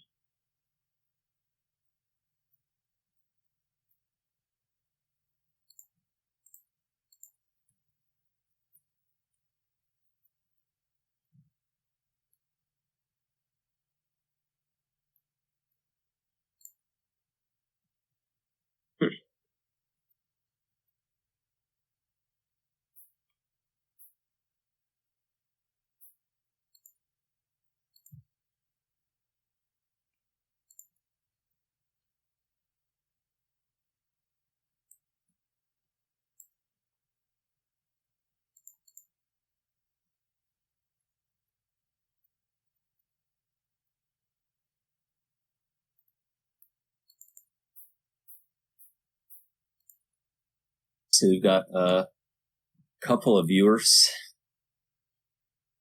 We got 4 people in here. Don't scare them away. I don't know who's actually, like, I'm watching. I'm one of the viewers and also playing. So I think 2 is like me and Meco, right? It's 2. If anything over 2 are real people, not just us. It won't be me because I'm signed in for the Nitpick podcast thing. It don't count the. Oh, okay. Well then, we have 3 people, 3 real people. It's probably the record. I think so. We had 7, didn't we, on that side That of Shadow? doesn't count because I was all Rame's friends. Yeah. This could also be Rame's friends. We don't know. It's likely. Yeah, please feel sorry for these guys. They're trying their best. I know Rame's also watching. Oh, we got 5 though now. Wow, amazing. So famous. Yeah, Rame says 3 real people sounds like a band name. Well, that's my next project, you see. If this doesn't take off, we're going to start a band. Yeah, do something that less of us are interested in. You can be a singer, vocalist, except sure. can be the, I don't know. What would be the instrument for you, Exdeath? Stagehand.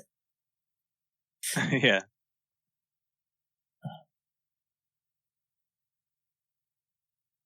It can be the groupie. Yeah, there you go. Groupie, bus driver. Bus driver is a great role because you gotta you get sexual favors just to let people on the bus, right? And then the groupies get to go and do whatever.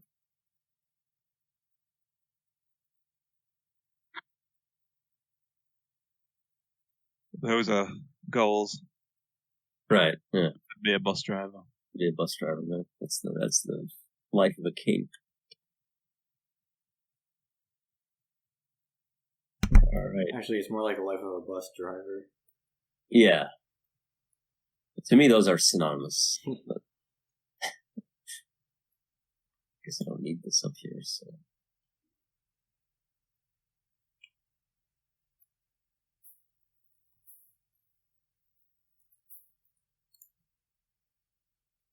Oh, whoops. I never extended this, so we have not been making enough reads. I feel like, at times I feel like, this is quite boring for Extra, but then I remember what I said earlier about playing that Europa and, me joining, and I was like, no, I don't want to be going through the same. I never suggested that you join it, that we could stream it on this channel.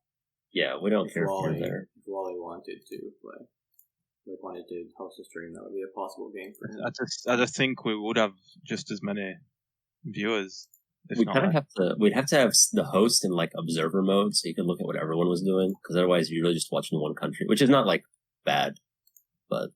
Well, I was thinking of a way to work that actually, because I was thinking with if we ever did a League of Legends one, obviously you're not going to just want to watch the one person, but you can't do spectator mode in the game because it's 3 minutes behind.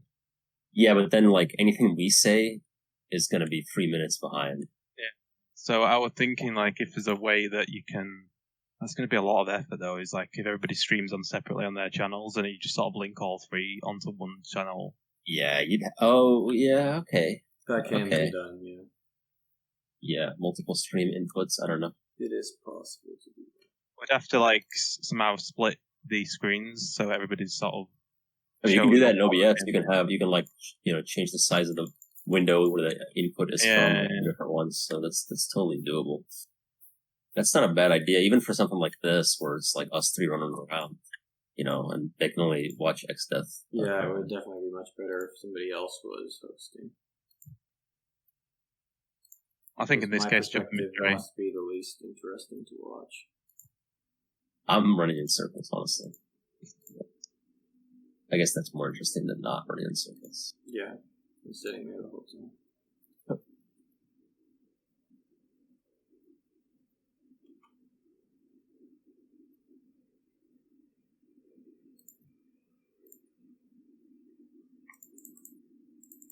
I think what Exdeath's doing now is actually. No, it's terrible. Good.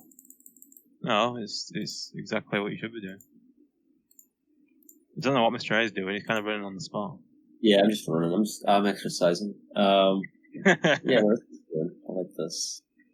What do we got here? We need way more inserters. Yes. I didn't really make this to be expandable. I'm dumb. The technology tree, so we want to start Well, ideally, we need to start making steel processing next, so we can start making like steel? Advanced. Yeah. Yeah. That's when the fun starts. Yeah. I think oil is when it gets like good and complicated. We can make solar energy soon as well. We probably should. We just don't have enough inserters. This science takes inserters. Yeah, green science takes inserters. We don't have enough inserters to support green science production and actually have inserters available for us. Like there's 8 in the chest right now. What we should do is well, to be fair, that's because I pulled a whole bunch of them out. So. Okay. I guess it is slowly filling up. Well, if we do expand our science, we'll want just insert production that will go straight into the science and not for us to use. Is there we do a bunch of long ones. Limit to how far apart 2 underground belts can be? I think it's that shows you when you're doing it. I think the standard ones are pretty short. The red ones that you'll get later are quite long. Looks like it must 6. Be wrong. It's not showing.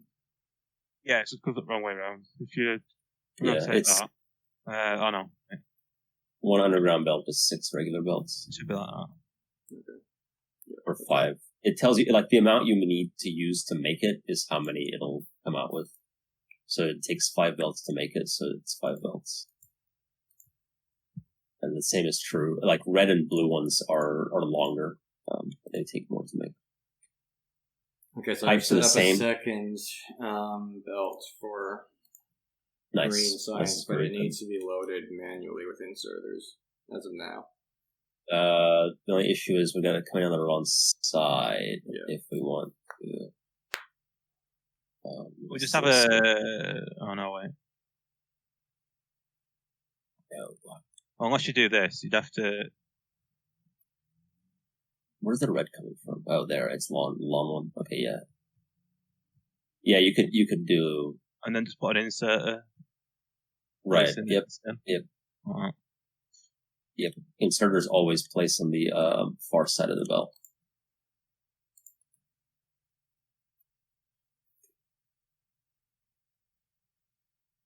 Always.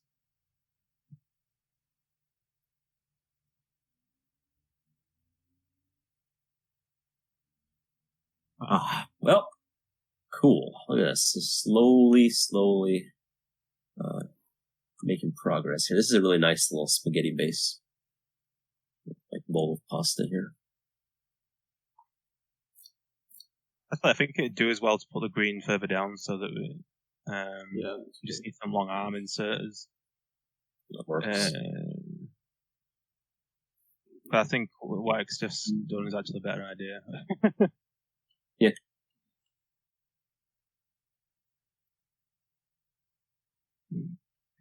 I just rushed it.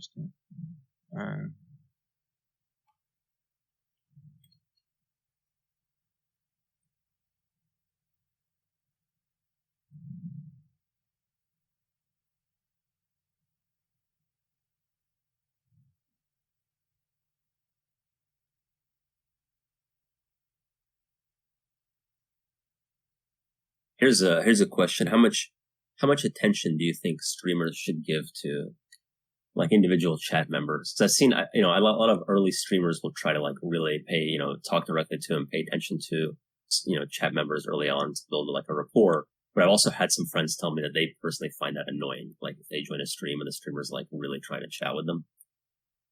I guess it depends on people's preference. Yeah, it sounds like it's mostly down to the personality of the individual watching the stream.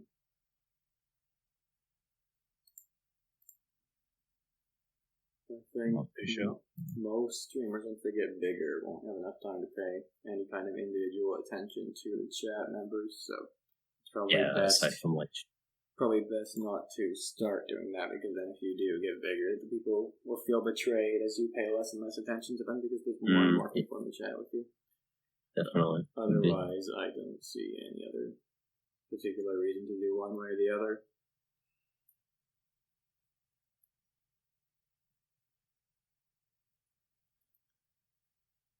If anybody is trying to chat on the stream and has been neglected, I apologize. It's just because I suck at this.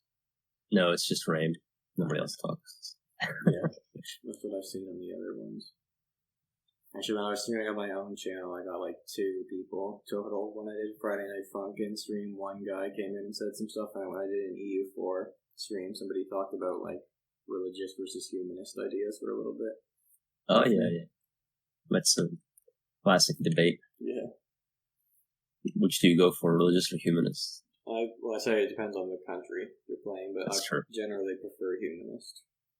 Yeah, I think so too. Religious is for rapid expansion into territory of opposing religions, I guess. Yeah, like if you don't have a lot of grounds of other religions nearby, it's best to get humanist because you get like that -10 years of separation or something, which kind of just like equates to -10 unrest a lot of the time, and, like really strong abilities like that. Yep. Yeah, for Russia, I always go with religious. I think that's ideal.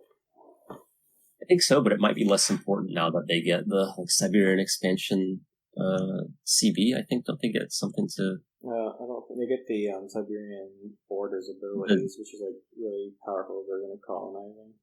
Right, yeah, okay. Maybe I was thinking something else. Yeah, so then religious could be used to CB on all those guys. Yeah, the Muslim countries that are nearby you. Mm-hmm. Oh, look at all of these delicious inserters. It's odd seeing inserters on a belt. Oh, you're listening.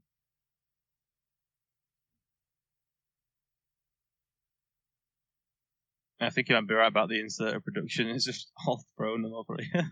Yeah, because usually when like say if I'm building science production, I'll have like a set space where everything is self-contained aside from the raw resources coming in.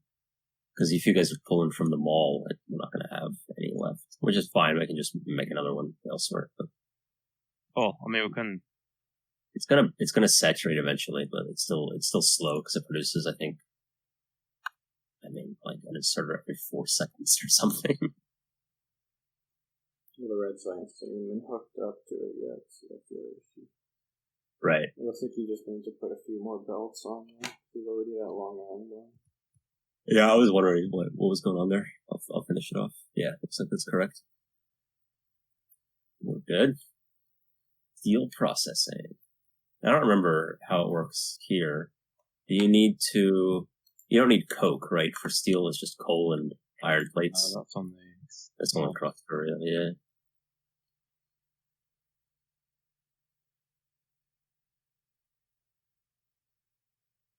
Air pollution spreading. It's not really close to any bases right now. I can ping. All right. Very informative, thank you. Yeah, you're welcome. Thank you for telling us where the belts are. Oh yeah, there it is. I wonder when that stops. It doesn't. That's it now. There it goes. As soon as I got annoyed, it stopped.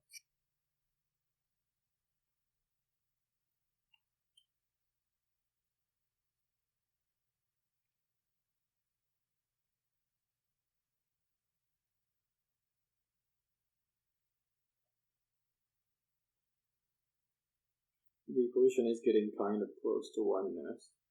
We could just go clear that nest, probably. Yeah, it's got a ways to spread still, but it'll do as soon as you start adding mod drills and stuff. It'll get crazy. Yeah. I can go over there and see if I can harass them a bit. Maybe I'll die. Maybe I won't. Good luck. Farewell. Yep. I'll come with you in a second. All right. It's like you can have 40. I think like up to 40 players, or no, not even that. I think it might be unlimited. So that'd be ridiculous. Yeah, you just like swarm the alien bases. Yeah. I think I really want to try the PvP mode, but we need more people to buy them. Small numbers of people. 1v1 between Mr. A and you is all you're getting, I think. Yeah, I've never tried even any multiplayer lobby. I went into a multiplayer one, but it was just everybody using blueprints nearby. So I went. Yeah, but I use blueprints. I don't know if I'd care. I think that's all it was. I couldn't do anything because everybody were already planting blueprints everywhere. I wonder what if you do that, I mean, the game doesn't last very long. I died. That's okay. I died to a worm. You got it. You got it, Exdeath. No, we're done. Done here. That was good. Found his calling in Factorio. I died to a worm spit. We'll get my body. Okay, we got steel processing. Cool. What's next? We can get more weapons. Armor is nice. Does that increase the speed or is it just exosuit? Yeah, it's there.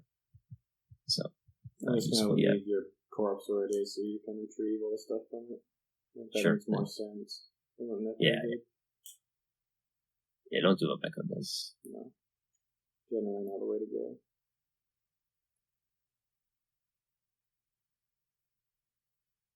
Ready.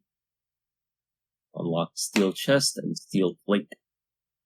Should we go advanced material processing so we can get faster iron ore? Bigger furnace. Yeah, I will need them to make something else too, because I think we need the higher level furnaces. I don't know. If it's faster and more flexible furnace. What does more flexible mean? No.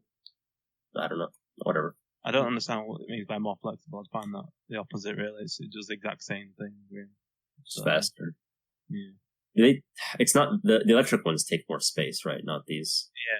Yeah, these don't take any more space. So. Yeah, the electric ones are fatter, so they're actually really annoying to replace. But honestly, you really shouldn't. You shouldn't immediately replace your coal burners with electrics because electric furnaces take so much power it'll tank your supply if you just go in and swap them all. They're more like late game. I honestly don't even use them. You don't even need them that early.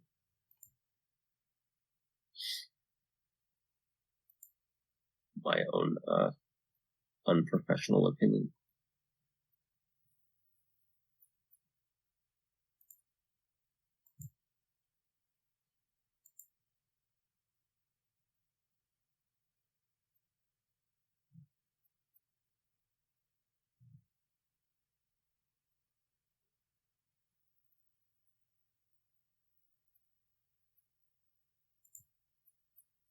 I was doing. Do you guys like Age of Empires? You could always do one of them as well at some point. I only barely started playing, and I don't really like it.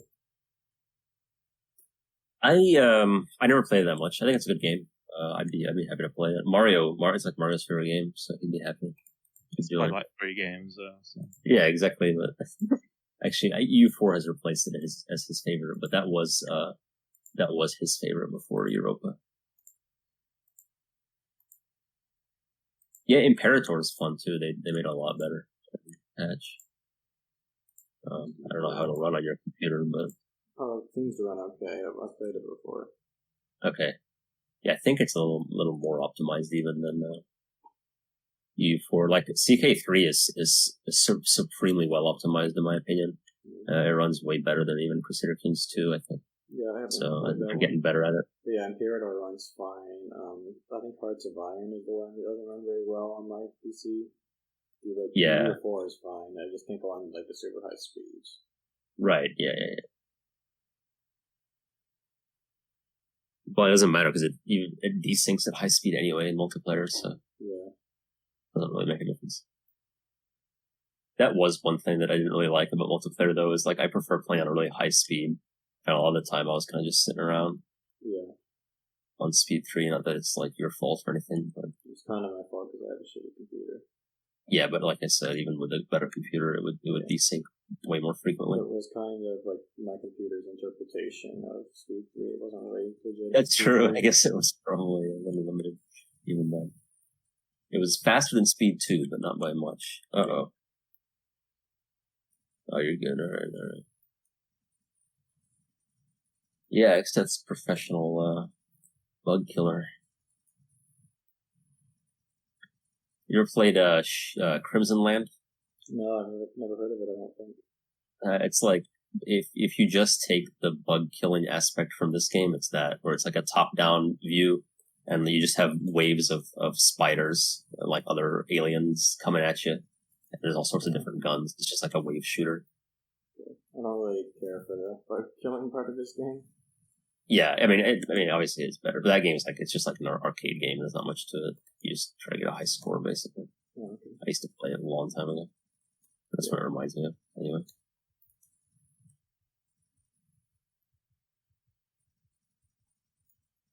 Oh no, I have the wrong gun. Where's my submachine? I've got this under control anyway. You can go back to doing real things if you want. Hey guys.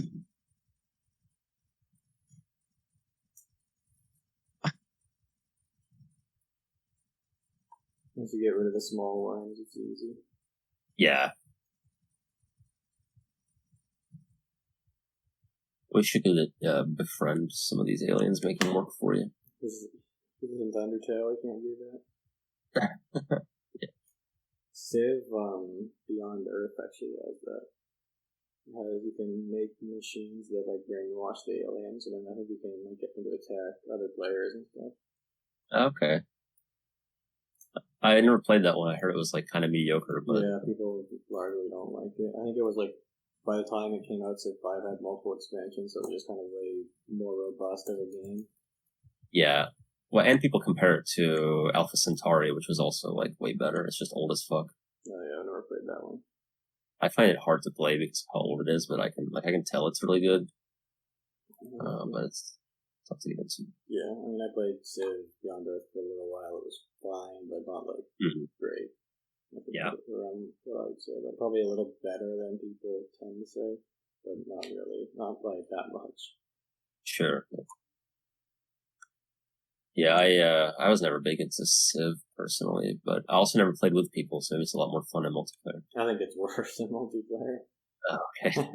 So all you do play once just to like get to the end and see all the text, and it's like, okay, that's it. That's the game. Yeah. The thing about multiplayer is as soon as war gets declared, it desynchronizes the turns. So that, because we busted, it was just like everybody got to move at once during a war. Normally that's how it is. Yeah. But because of, we feel like a race to attack first and stuff, which would be stupid. So that it makes everybody like actually take turns once war gets declared, and then just the game slows down like 100-fold. It just becomes horrible. Basically. Okay. Cool.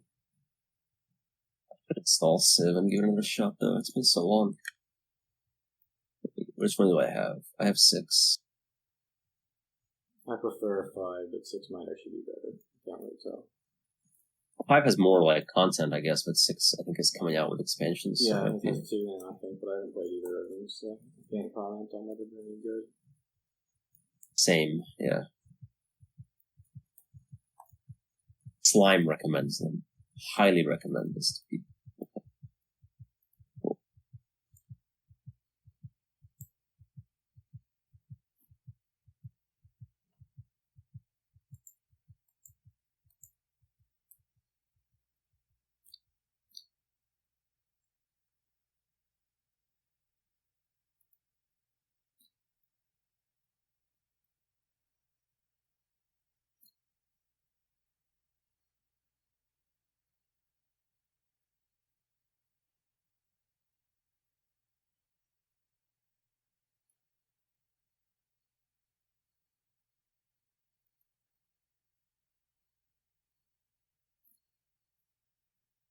Who do you think could win in a fight between Steven Seagal or Jean-Claude Van Damme? Jean-Claude Van Damme. Seagal's a hack. I don't know if Jean-Claude is too, but he can't be as much of a hack as Seagal, so. Seagal's like, everything he does is like total bullshit. And he's also really fat, so. Even if he was in shape at one point, he's not anymore. Yeah, Jean-Claude Van Damme's in relatively good shape, isn't he? Yeah, I think he's actually like, he knows his shit. I was watching like a load of things about him recently just for a joke, because obviously I'd seen, my dad had like a few DVDs of his, like when we were all, should I say VHSs when we were younger. Yeah. Like is it Under Siege or something? Yeah. And I always just took him as like this generic action hero at the time. There were a lot of them around 80s, weren't there? Mm-hmm. Everybody trying to be Arnold. But I didn't realize how much of a fucking idiot he is. Like, how he always, like, I mean, you know, like, sexual assault allegations aside, apparently he's just an absolute pain in the ass to work with. Yes, that's what I've heard. He's insufferable. Yeah, and he, like, honestly believes, like, he's probably, like, the hardest man in action films. Like, outside of that. He's so deluded. Yeah, if you watch interviews with him, he's like, people ask him questions like, who do you think is tougher between two people? And he'll just use his excuse to shit talk them and make himself sound better. Or if he thinks that's what he's doing, he just sounds like a douche. There's an interview with him where they're asking him, like, they're going through like a bunch of action heroes, like Jean-Claude Van Damme and Norris and things like that, and they're going, oh, who do you think, would you consider these like, hard men or whatever? And he's like, I think that's what I'm thinking of. And it's like saying like, are you having a laugh? Are you being serious? And it's like, Who he said like, he said like, can I laugh in your face? That's like, shut the fuck up. Yeah, that's how he is. He's like fascinating in like all the wrong ways. Yeah. I've not actually seen a lot of movies that aren't with Arnold. Honestly. Yeah, and it's like he's not particularly a good actor, but no, he's not a good actor at all. But he's in funny movies though. Yeah. He's like in the most memorable sort of action films, especially around about that time. Yeah. And I hear he's a nice guy, which also it doesn't really matter for acting, but I would prefer to hear that, I guess. Oh, I mean, he basically started the trend, didn't he, if anything, of this. Yeah, I mean, people can put it down to like Chuck Norris and whatnot, but everybody just remembers Arnie. It's always going to be like, people will be quoting Arnie. Thing until the end of days. He's very quotable. Whereas there are other guys how like the movies are fun to watch, but I can't remember anything about the characters or anything. And part of that is like Arnie's a lot like most of Arnie's action movies are also fairly forgettable. But he's also the fact that he's been in like really good shit like Terminator helps him stand out as well. Yeah, he's been in like the better produced action films as well. Some people that too, yeah. In anything. Like Jean-Claude Van Damme's been in some good movies, but nothing on the caliber of Terminator, right? So it's just not as memorable. I honestly cannot think of a Jean-Claude Van Damme film that I've watched and enjoyed. But not to say that I wouldn't enjoy them. It's just I haven't really seen him in much. Yeah, I don't remember the names. I know I've seen him. There's Bloodsport has him. A lot about that one. And then it's a good one. And then there's that one where he's like, it's him, and I think it's Dolph Lundgren. And they're like super soldiers. I think it's called like Ultimate Soldier or something like that. Oh, yeah, I think I know which one you mean. I think Megadeth did a song for it or something. Oh, yeah, okay. I didn't know that. But yeah, that one was, I mean, I don't know if it was good. It's been so long since I've seen it, but I remember enjoying it. But like Arnie, I like his like shitty movies too. Commando is like one of my favorite action movies. And it's not good, but it's fun. Yeah, Running Man and Eraser and all these. Rain Joy, now that we're talking about movies. Yeah, we might just summon Rain by talking about film. Yeah, well, we're done now, so. What's the Jean-Claude Van Damme movie? Oh, okay. I think he's put Hard Target. Universal Soldier. Okay, I see. He's been talking in chat. Yeah, Bloodsport, I named that one, and then Universal Soldier. That's what it was. Okay. And then, some others. Even, like, he's older. I saw one, like, more recently with, like, old Jean-Claude Van Damme. I think it was very good. Isn't that, which is just called JDCR or something, that's supposed to be good, but I haven't got around to watching that. Okay. I think that's supposed to be... I don't know anything about it. I was going to say I think it's supposed to be based on his life, but I don't think so. That's probably just me assuming. Maybe. Not from the name.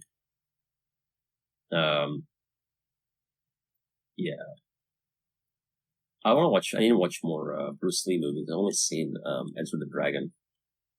I can't get into Bruce Lee. I can respect him as a martial artist, obviously, but every time I watch anything with him, I get bored. Okay.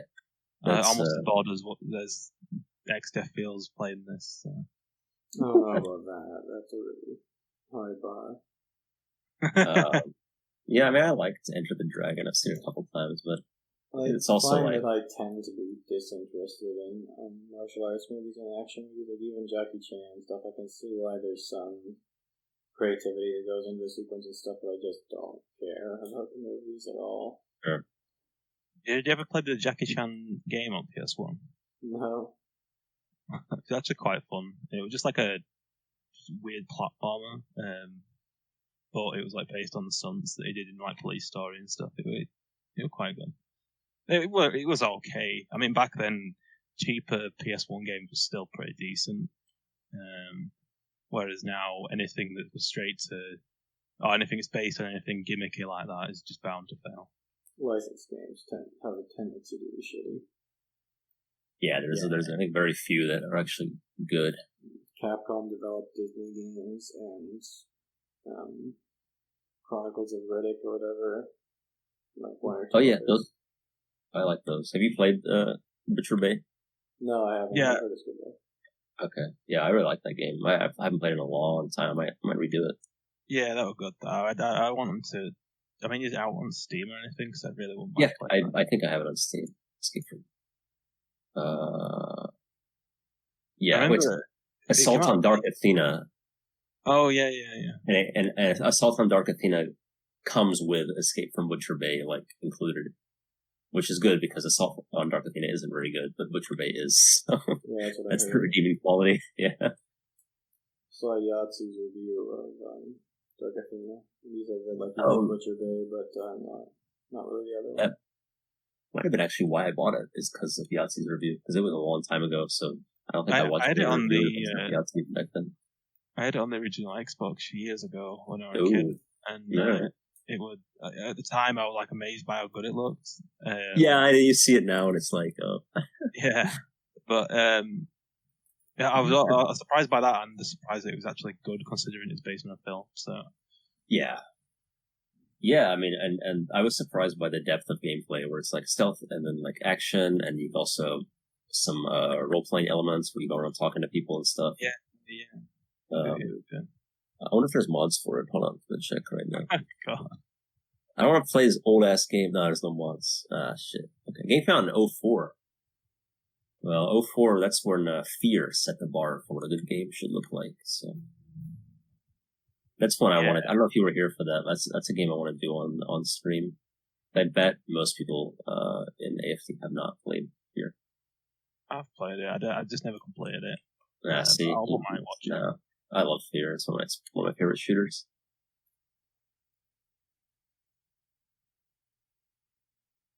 I like horror stuff, and it's also just really fun gameplay-wise. And I think it's a really good-looking game even now. The way they did the lighting really covers up the shitty textures. Yeah, I can't get into horror games.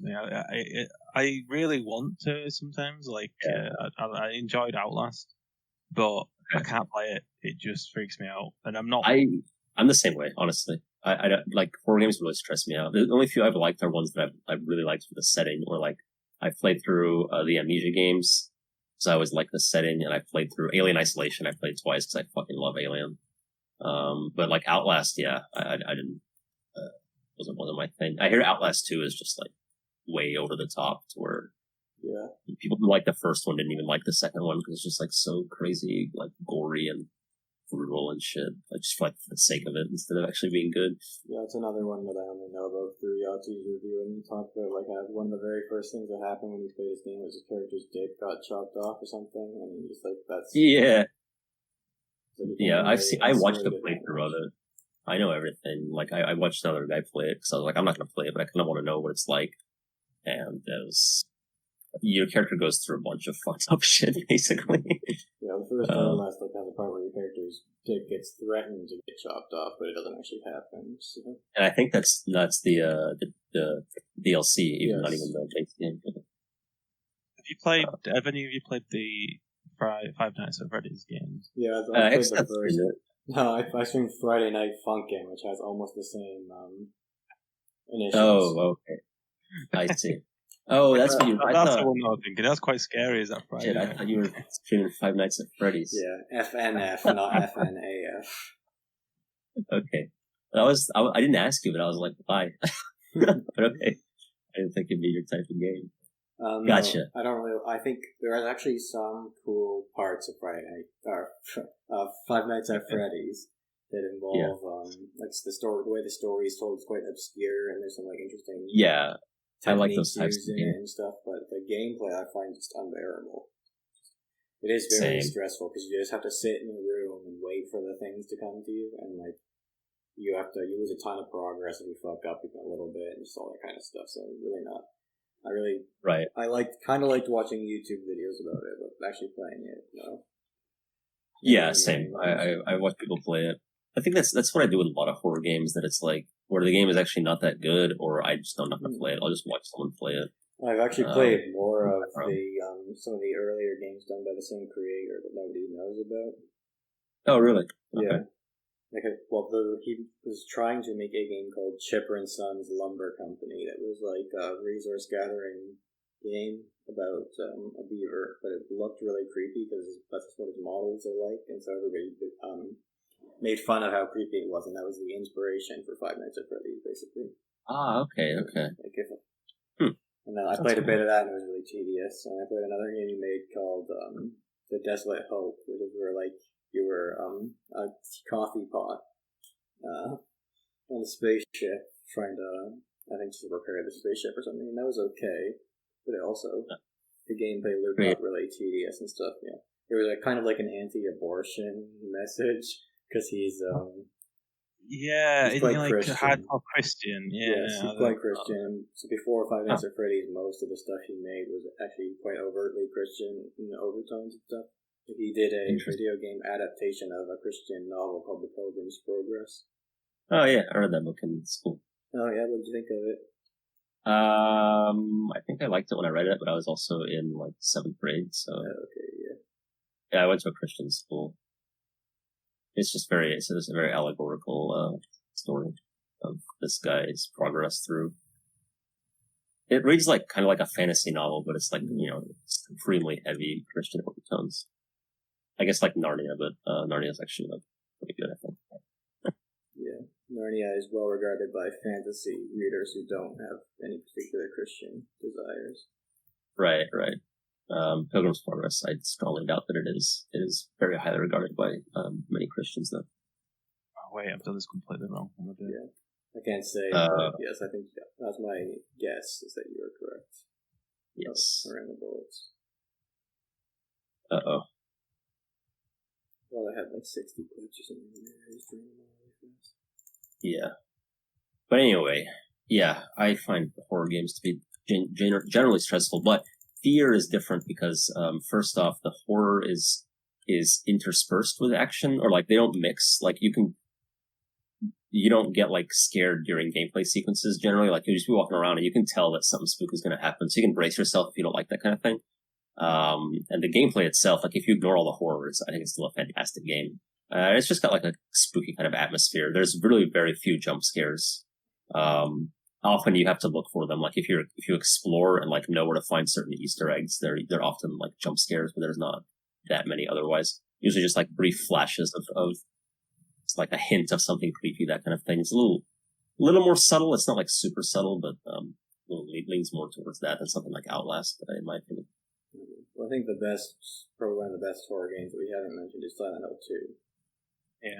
Yeah. I mean, that's at least largely because it has that kind of metaphorical aspect to its story as well. Yes, and I didn't bring it up because I haven't beat it, but I've played like an hour of it. Oh, I think my hard drive got wiped. That was when I swapped my hard drives and I fucked up. So that game was on that hard drive and I didn't feel like replaying that first couple hours. Yeah. So that's why I haven't played it. But maybe I'll just find someone else's save file and just start from there. I just got through the apartment buildings at first area. That's very early on. Yeah. I mean, Omori is also technically a horror game, but the things I like about that game have basically nothing to do with the horror elements. Right. Yeah, I get that. Yeah, I tend to like games that have horror elements, but are not specifically horror games. I guess it's hard to define, because I guess like Alien Isolation is definitely a horror game, but it feels very different from something like Outlast. where it's much more, I guess, like slow going, and like you can, I don't know. Outlast, I feel like it has a lot of like chase sequences and kind of in your face stuff, whereas Alien Isolation, it's more like the oppressive presence of the xenomorph. And like, yeah, it'll chase you, and there's a lot of parts where like it'll come down and you have to like actively sneak around and it's there. But for the most of the game, it's around if you're not careful, but it's more just always just a presence as opposed to like an active threat, which helps to build this atmosphere without kind of being overwhelming in my opinion. Maybe some people disagree. But I only played a very small amount of that game, so I can't say. Highly recommend. I'm excited for the alleged sequel that I think there's been some rumors about or something. I don't know. Maybe it's fake, but You can say. yeah, who knows?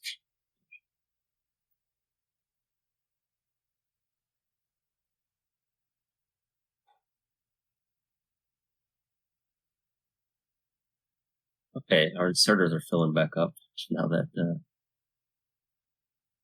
our green science is saturated. Let's see, what do I need? I need small power poles. Yeah, Five Nights at Freddy's not that good, but Friday Night Funkin' I do recommend. I've seen clips of that. Like, it looks like it's become kind of a big trend. Yeah. But I don't really understand. Like, it's basically DDR, right? I'd compare it more like Guitar Man or something like that. Like Rapper Okay. Rapper. Oh, okay. Yeah. Got it. Okay, cool.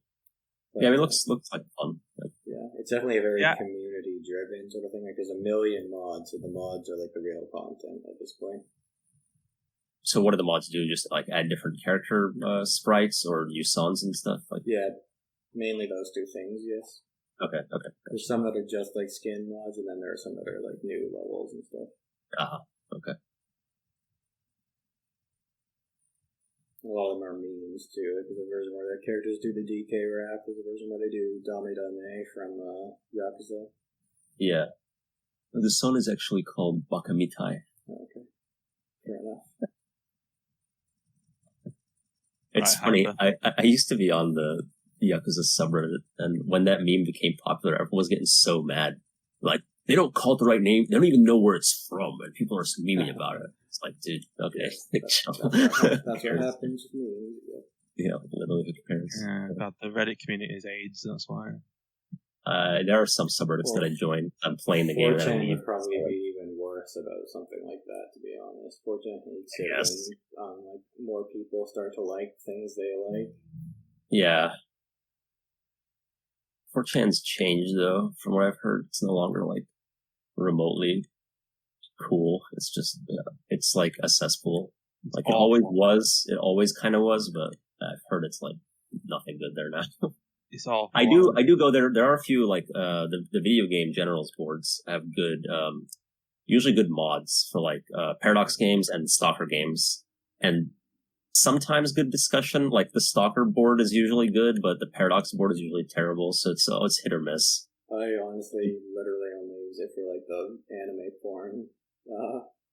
Oh yeah, there's that. That's what it's really for these days. But no, I do go there for, like, real reasons every once in a while, because like just like the Reddit community there, or the Stalker community on 4chan, I think has better mods than the Reddit community, so I go there. That's it. I did I ran about it to a friend who's never, who don't really know anything about it, and I said, I'll tell you what, I said, we'll go on it, and we'll count how long it takes before there's a racist post, and as soon as I opened like B, it straight away, it just. Well, you went straight to B first. That's like by far the worst one. If you go to, like, I mean, you'll definitely find racist shit on every board, so it's not a good challenge. But it gets recommended as like the main one, so I just said, just a test to see how long it'd take. As soon as that's what 4chan's known for. But I feel like, I don't know. I mean, I don't go there enough to even have like an opinion aside from what people have told me. That doesn't surprise me at all.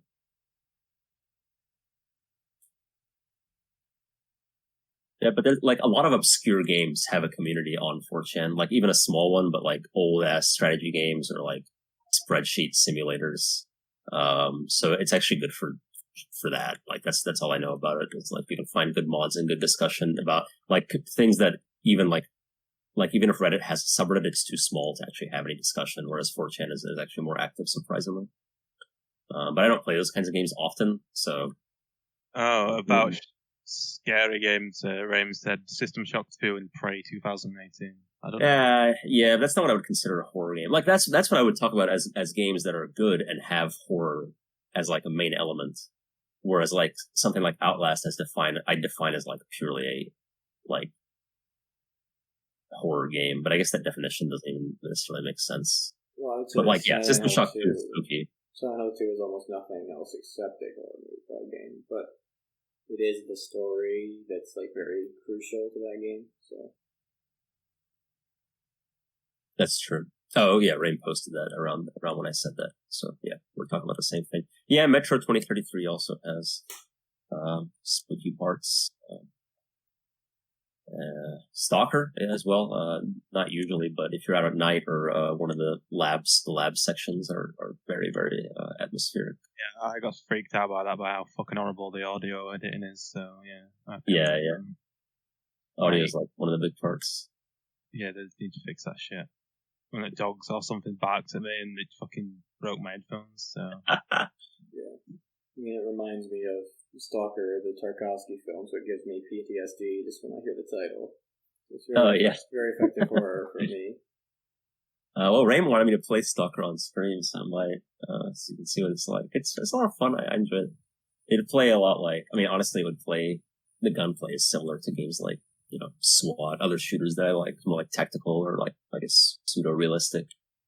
When I went back and played it after you insisted that I was wrong, I can definitely see the appeal. It's just I don't know if I can be bothered putting the time into it. I don't know. Yeah, it takes. I wouldn't say it's like grindy, but there is like early game you kind of have to pick up loot and sell it, and you get to a point where you have like way too much money, and then it doesn't matter. But until that point, that is a little tedious. Which also that's what stops me from starting new games in Stalker. Is I'm like, fuck, I don't want to have to deal with like all the looting and carrying heavy shit around and going to merchants until I have like enough money. I don't have to give a shit. The later games are easier actually, because if you know where to go, there are some like anomaly fields that spawn artifacts very, very frequently, and you can get early artifacts and sell them for fuck tons of rubles. But in the first game, I think that's not the case. I think they're more random, and that's how you make money, though. Like, the best way is to get an artifact and sell it, and you make big bucks there. Otherwise, you're selling, like, broken AKs that nobody really gives a fuck about.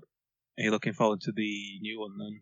Yeah, I hope it's good. I mean, all they've shown so far is, like, environments. It looks, cool. Looks good as always. And Stalker trailers, I think, have always been exactly the same. It's always, like, panning across Pripyat. So I kind of wish they'd show some gameplay. I don't know if they have any gameplay to show. I don't remember when it's supposed to be coming out. So does Stalker just make you, remember home well? Yeah, it's nostalgic. My dad actually I used to have a Stalker wallpaper, and my dad was like, "Oh, that's looks like Ukraine." It's like, yeah, it is. I like the I don't know how to describe it. Like, yeah, there's the atmosphere of like the spooky parts, but even just like, walking around a camp with a bunch of stalkers, like singing songs in Russian. That's like a super Russian atmosphere, just playing acoustic guitars and shit. Like all my favorite Russian songs. Acoustic guitars and all that. And yeah, I like a lot of stuff about it. I'll talk about it when I stream it, or if we do a Stalker discussion with, I guess, just me and Ray. And I think Nick's played it. Or maybe Nick tried to play it at the same time that you started again. I don't know how far he got. Probably about as far as I did. Maybe, yeah. Nick, basically attempted to play it. Yeah. Yeah, for me, I just love exploring and, pretty much that. Just exploring, like traveling around the environment. It just looks really cool. It's a cool atmosphere. The gunplay, I like it, but it does get on my nerves sometimes when you just get like one shot at it or something from some fucking guy that you didn't realize was still alive. It can get a little tedious. Early on, I'm actually surprised you lasted as long as you did, because a lot of people quit after the first mission you get, because they send you into like a bunch of bandits in like a base with the shittiest gun in the entire game. Oh yeah, I got past that part. Yeah, a lot of people are like, how the fuck are you supposed to play this? I'm like, yeah, you gotta get past that part. That's when you get any other weapon, then you're fine.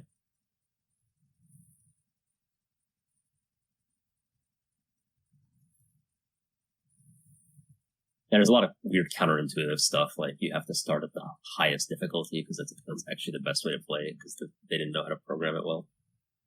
Yes, the highest difficulty is actually, in fact, the easiest difficulty. Yeah. But in a good way. Because the enemies just aren't bullet sponges, so it fits with the game's kind of attempt at realism, and also ends up being better gameplay-wise. Yeah, I always look for similar games, or games that have a similar feel, which is why I like Metro. Actually, a lot of people who made Metro 2033 are ex-Stalker devs. And it carries forward a lot of that atmosphere, especially the third game. But it's more linear and a little more story-driven, which is not necessarily a bad thing, but I kind of liked how Stalker... well, I guess the games do have a story. I play it modded a lot, where you just play as a random dude trying to make his way in the zone. I always kind of like that. Which is odd, because I don't usually like that kind of game where you're just like surviving for the sake of it.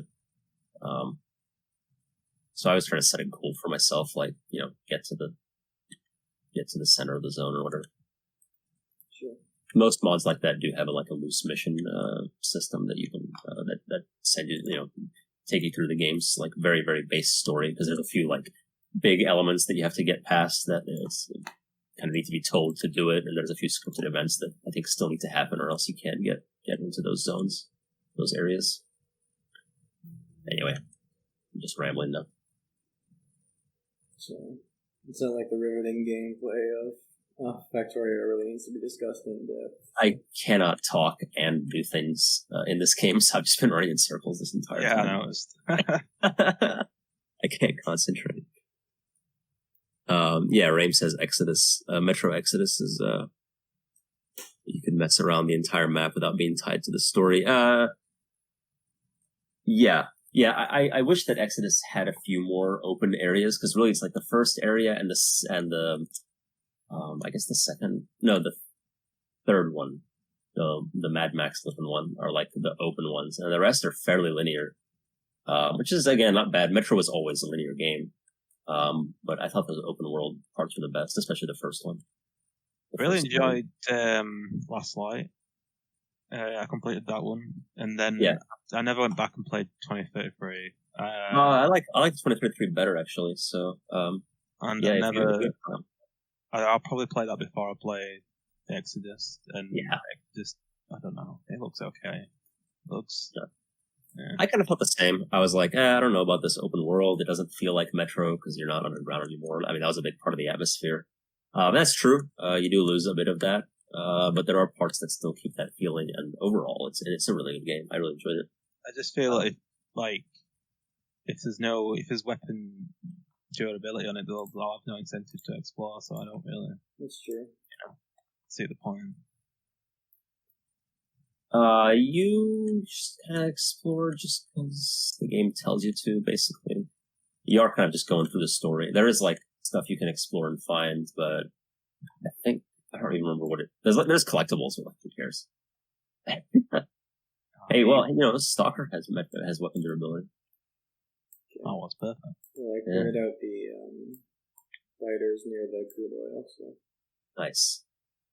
I'll probably, hop off in the next 20 minutes or so. Sounds good to me. I'm not actually even really playing, I'm just talking about games now. So. It's probably more fun. Oh, Rave says you get better weapon mods and better equipment mods in Metro, which, that's right. That's what you can find.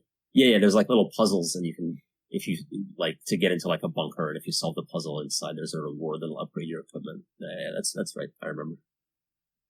I remember. Wrong again. What am I doing? I don't know. What? Take those as yours. You're doing furnace shit. You can have those furnaces.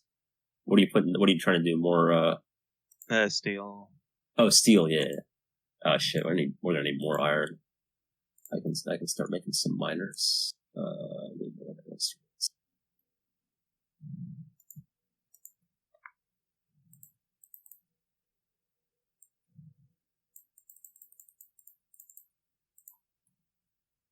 I only recently realized that I know this is just a bit of red herring here, but the Final Fantasy expansion is PS5 exclusive for some reason. That triggered me. Yeah. Which Final Fantasy? Final What are they on? Fantasy VII Remake. Oh, the remake. Okay, got it. Yeah, I suppose for me, it's just a disgrace at this point. The reason why I think it bugged me more is that it took them ages to release it in the first place. They've been saying for ages, they showed like tech demos of it years ago, like in 2009 or something. Yeah. And now they're like, and then they finally released I don't know, like not even a quarter of the game, and now they're going, oh yeah, well if you want the rest of it, you're gonna have to buy PS5. It's like you scumbags. Like, the way that I don't know, for some reason it just annoys me the way that Square Enix did. I'm more offended by the fact that they've made a Final Fantasy VII themed battle royale game for phones. Wait, really? Holy shit! Yeah. Oh man, cash cow, man. Yeah, I mean, I don't care. Having not played those games, but that sounds shitty. I know I should. I said to Exdeath it's on my own list of games I know I need to play. Imagine if they made like a Stalker themed battle royale game for phones. How It's you would like- feel? Oh, there is one. I swear there is okay. one. I swear I've seen one. There is a Stalker-esque VR game that actually people say is unironically a good game, so I might pick that one up. What was I gonna say? Something about Final Fantasy. Yeah, what's up with like the newer games? Are they all like universally bad now, or are they like just different? They're mediocre, really. They're mediocre. Okay. Yeah, I mean, like the numbered ones have gone down in quality, but are not like not like as bad as Sonic games or anything like that. Yeah. I wouldn't really. I kind of have a soft spot for Final Fantasy 13, but most people don't like it. And then, Which one's the one where you're like with your bros in a car? that's Final Fantasy 15. Okay, that's the one. That's the only one like I know of. Yeah, That and the MMO. yeah, 14. Have you played 15 next step? I can't remember. No, I haven't. Probably Maybe- get it at some point, but I have a PS4 now, so I can play it. Maybe you'll it's like a lot of bromance and shit. Yeah, you might like the gayness stuff. Yeah, undertones, yeah. Yeah, I've heard the MMO is good. I was okay. thinking about picking it up because I always enjoyed like Endgame is always my favorite part and rating, and I hear Final Fantasy is the best out of any MMO. So, but then it's like I have to level up through it. And I know that it's Japanese, so it's going to be grindy Yeah. because Asian MMOs tend to be really grindy. I have never played that one because I just have zero interest in MMOs. There actually are two Final Fantasy MMOs. There's Final Fantasy 11, which is the really old one, like back in PS2. Right. I don't know if it's Okay. even like supported or has servers anymore, but I doubt it has servers. Yeah. existed. And then Yeah. they kind of just replaced it with Final Fantasy 14, which is also sort of similar. Yeah, I think 14's fine. It is what it is. It's just like it's a decent MMO.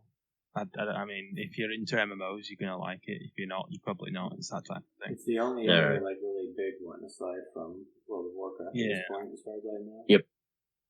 Yeah, there's a few like that aren't quite as big, but are still like popular. Guild Wars 2 is one because the gameplay is very different, so it's for people who don't like other MMOs, Yeah, basically. platforming elements and that. It does, and it's also no subscription, so people like that a lot. Oh yeah.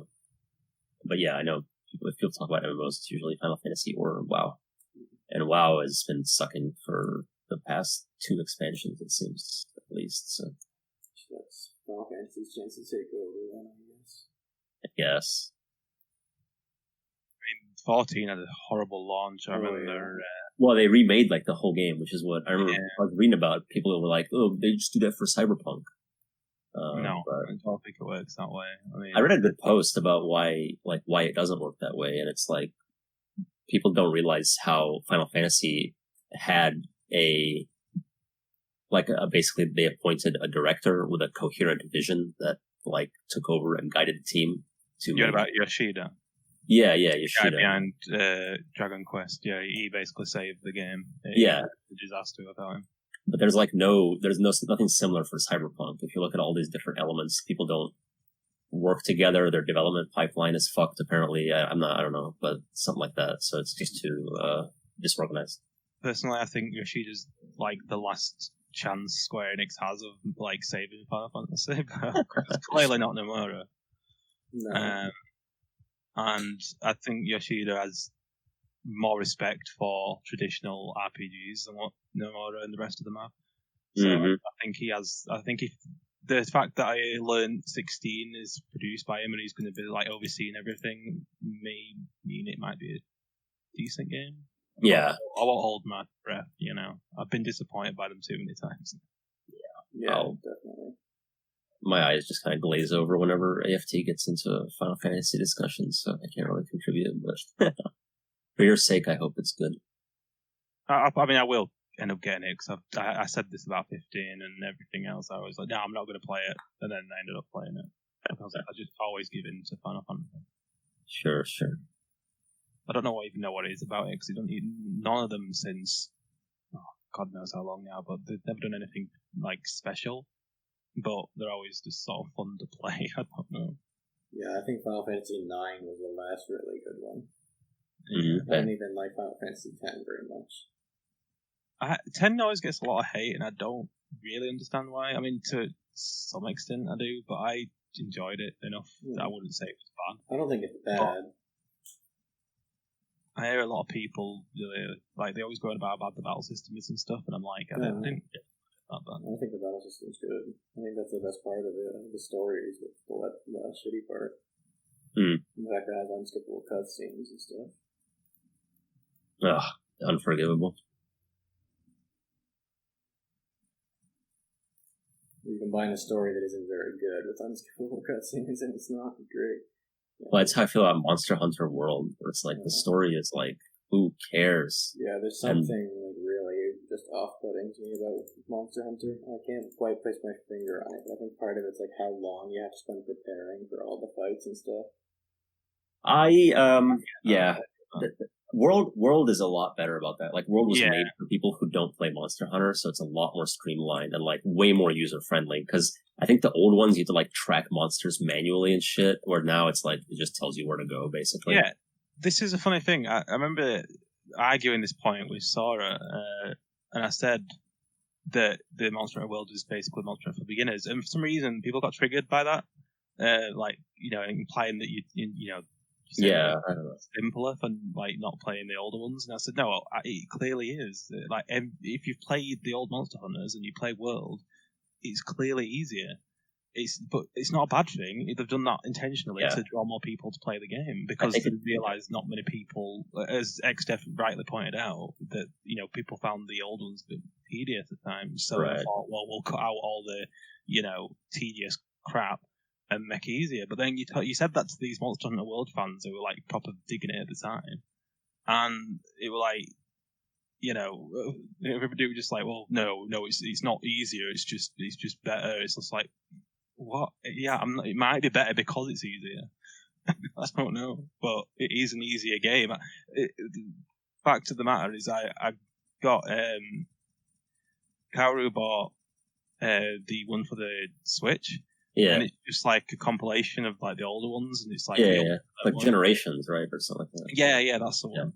And I said, oh, you probably won't like that if you just used the World. And she was like, well, what do you mean? It's it's the same game in it. I said no, and she played about an hour of it, and she was like, no, it's just too difficult. Yeah, and she's played a lot of World. Yeah, so I feel like that's not like there's no reason to get upset about that because first off, it's not a bad thing like you said, but also World. I feel like it still has a really high skill cap, especially with they added the new difficulties to, like new monster like I forget, like master rank or something to the expansion. So it's hard as fuck now. I don't think that they should go back to the old ones. That's the thing. I think that Rise that they're doing, that new one, that's supposed to be basically like World, but for Switch. Yeah. I might get it, or if it's just for the Switch, then obviously I won't. But if it's out for PC, I might pick it up. World, I get into the mood for it sometimes, and I really enjoy playing with people. But you're right that like if I'm playing alone, I feel like the fights take so long, and the preparation is so long. Like that's the main thing that puts me off. Is like I don't mind a challenge, but it's just like, oh my, if the fight takes 20 minutes, like no. Yeah, it's not really a challenge. Like a Dark Souls boss is a challenge. Most aren't going to just they don't take that long exactly. Do damage to it. And there's a lot of gameplay mechanics that really annoy me. Where the monster, and people will say like, oh, just get good, just dodge it. But like the monster can very easily like, basically CC you or like knock you down, stun you. And it's just like, you can't run with your weapon out. All this stuff makes it feel like, to me, it makes it feel really clunky. And a lot of people will be like, no, it just means you have to be very methodical about when you're using your weapon and that kind of thing. It's like, I get that. But yeah, for me, it's like, it just feels so fucking clunky. Yeah, I mean, it's that's another thing with the older ones as well. There were loads of issues with the hitboxes of the monsters. Like some would hit you from miles away, and you swore that you were too far to hit you and still get you. And there was stuff like when you took a potion, your character would stand still. Yes, take it. Next time, World. But it's way faster in Dark Souls. Well, in World you can move like at a snail's pace, so like you can move while drinking potions, but like not really. That's a very deliberate mechanic in Dark Souls. Yeah, because you have to find the right chance to heal yourself, basically. Yeah, it's the same in Monster Hunter. It's a very deliberate mechanic, but like again, Dark Souls I think has a good balance between making it punishing if you do it at the wrong time, but not making it tedious. Because in Monster Hunter it takes so much fucking longer to drink it.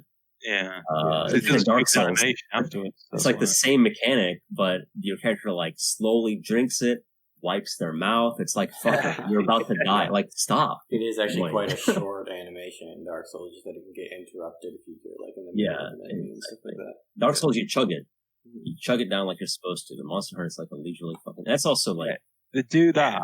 It chug it, wipe his mouth, do all that, and then some fucking Velociraptor thing will just jump out of the screen and hit you, and and then it just knock it all back down again.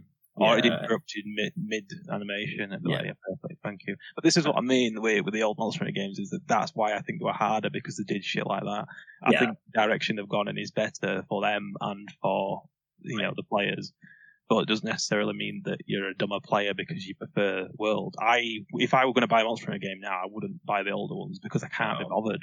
Yeah, I was thinking about it, but like then I read about like that, like how different it is and how much more challenging it is. And again, if you like that, that's cool. But I bought it because I was like, I love games like, I don't know, Shadow of the Colossus, where it's just like that looks like what that is, just like boss fights and shit with like different weapons that have crazy different move sets, and that's all true. Like those are all things the game does really well. Like there are like I think 9 different weapons, and each one is like a whole new game because of how different the move set is and how differently you can play, which is really, really cool. But it's like all these little tedious mechanics that devs add for what they think is challenge, but for me is just like annoyance. And that's not the type of challenge I personally like. And I'm sure Monster Hunter players will be like, they enjoy it, which is totally cool. I played it for a while though. I got pretty into it, and I got to like end game before the expansion came out. Then I started playing it again with the expansion, and I kind of got burnt out and I quit. So I plan to go back and finish it, but I don't know. The big part that really burns me out is honestly the unskippable cutscenes, because I don't mind, like Dark Souls. Okay, you die to the boss, you respawn, you can try again. But here it's like you got to find them. You're like, it's like, okay, got on a patrol. Long ass cutscene talking about shit you don't care about. You go on the patrol, you're looking around, there's like obviously signs of a monster, and everyone's like, oh, what's going on here? Like something crazy's happening here. It's like, the game's called Monster Hunter. Like, you know what the fuck's going on. Like, why are we still pretending? And I'd love to see you in the cutscene, just in background. It's like, guys, you know what the fuck's happening. And then it's like, oh, hopefully like comes out of nowhere. It's like, holy shit. And then it's like, we have to do research on this monster to see how to kill it. It's like, fuck, I know how to kill it. You hit it with the sword. See, that's no, what you gotta do That's the that. impression I got was that the percentage of the time you spend actually fighting the monsters is way too fucking low. Yes, and that's why I like the end game, because end game is like you're just fighting these monsters and it's more and more challenging and you're fighting with other people and it's crazy hard, but in a way that I like, whereas the story part that you have to get through and cannot skip is just pure tedium as far as I'm concerned. And not even very difficult, so it's like... That's one thing I didn't understand, why they put a fucking story mode in Monster Hunter. It's like, people didn't play Monster Hunter for the story. I mean, nobody just... I don't understand this. Like, I did not understand that decision. Yeah. Well, Rain plays Mega Man for the story, so maybe some people play Monster Hunter for the story. Yeah. And like, I don't mean any offense to the voice actors or anything, because usually this problem is a result of the direction. But I can't stand the majority of the dialogue. In fact, I changed it to Japanese just so I couldn't hear them talk. Because it's all like this over the top, like, anime style, like, voice acting, and I just don't like it. I'd prefer if I didn't understand them. So I changed it. Whatever, that's enough. Everyone left while I was bitching. All our viewers left. You bitching about Monster Hunter. Yeah. Everyone's like, I fucking love Monster Hunter. Way too much overlap between Factorio players and Monster Hunter fans. That's what we didn't realize. I guess. Overall, I would say World is a good game, but it takes a lot of energy for me to get motivated to play it, so that's kind of where I'm at. Ace Combat is kind of similar, where, like, I love the gameplay, and thankfully the cutscenes are not unskippable, but, like, I find the dialogue, like, way too cheesy, and I don't care about the story at all. But, like, I liked playing it. That sounds so weird for a game to even have a story, does Ace Combat? Yeah. It's like a super fleshed out, like, alternate world, and it's all about, like, it's like a mix of, like, politics, but also, like, character driven. But I find that, like, because the politics are kind of made up, I don't give a shit, and the character drivenness is, like, I don't know, the characters, again, they're all, like, over the top anime characters, so I don't care. They just don't feel like real people, so I don't give a shit. I get annoyed with anime in general. I don't know if it's my age or what, but I'm just getting bored of the cliches of anime. Yeah, I've always disliked some of the cliches of anime, like the boob jiggling and stuff like that. I've always found that really tiresome. Well, obviously like, you get bored of the boob jiggling. Yeah. Like, I liked Death Note a lot, but the parts I didn't like were all the cliche anime stuff. And same for Full Metal Alchemist, you know. Yeah. JoJo, I think, it has its own kind of cliches, and I feel like it's over the top enough where it, like, owns it to the point where I actually don't mind it. Like, it's self-aware. It's very self-aware, I feel. Maybe I sound like a JoJo snob, but I don't know. But I actually convinced my dad to give Death Note a try, because I was like, the story's really good. And he actually watched the movie and liked it, and I was like, well, if you like that shit, you'll like the show, because it's way better. Yeah, the Netflix one. Oh, dear. Yeah, I mean, the show is, like, infinitely better than the Netflix movie. But yeah, Evangelion's like that, too. It also has, like, the typical anime cliches in it at points, but there is kind of purpose behind that, because it's sort of like a deconstruction of those types of anime.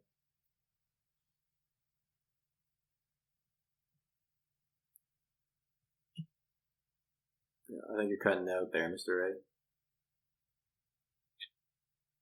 Quite painful. I feel like Cowboy Bebop also doesn't have a lot of the anime cliches. It has some, but I think it's not like too goofy. I think it mostly avoids them. Yeah, it really feels like an old, like, Saturday morning cartoon to me.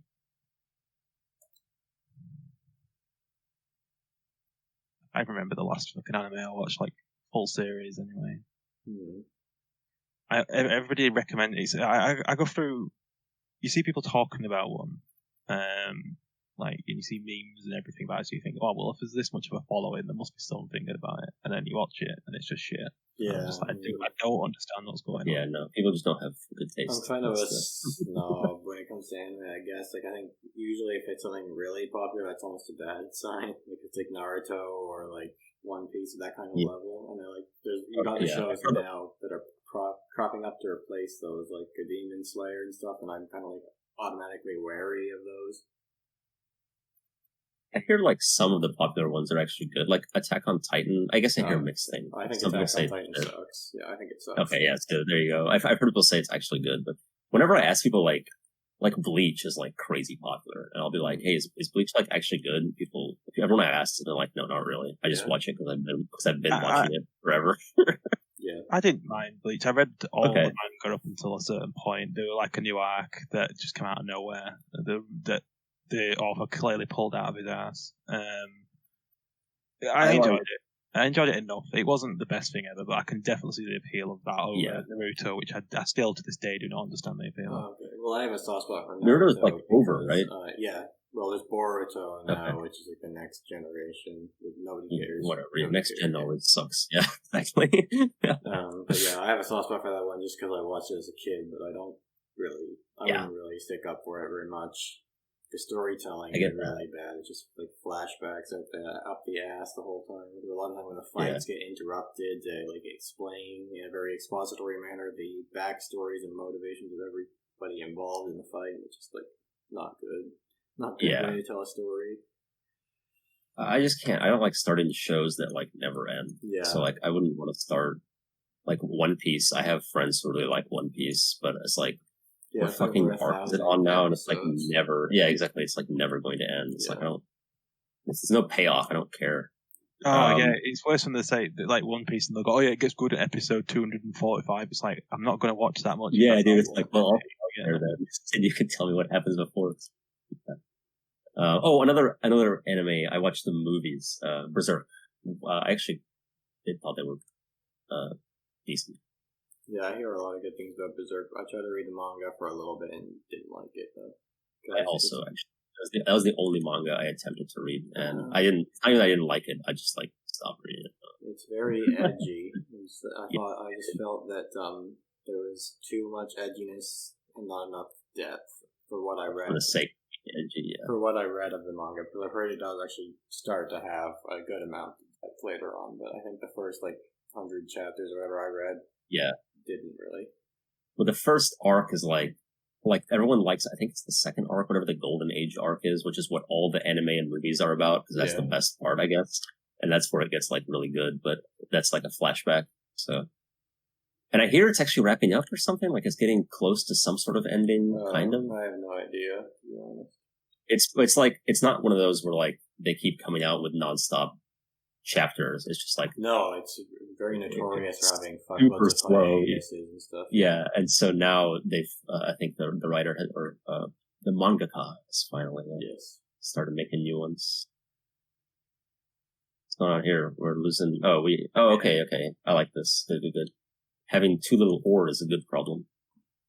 We can fix that. It's all going on a single fucking belt on a single line. That's one. Yeah. Yep. Let's fix that problem by removing all the belts. I guess we can do it like this. I mean, we need red belts, really. Actually solve the problem, but we can do like that, and then... I just research speed because none of you guys are picking anything. I figured that's like a obvious one. That's fine.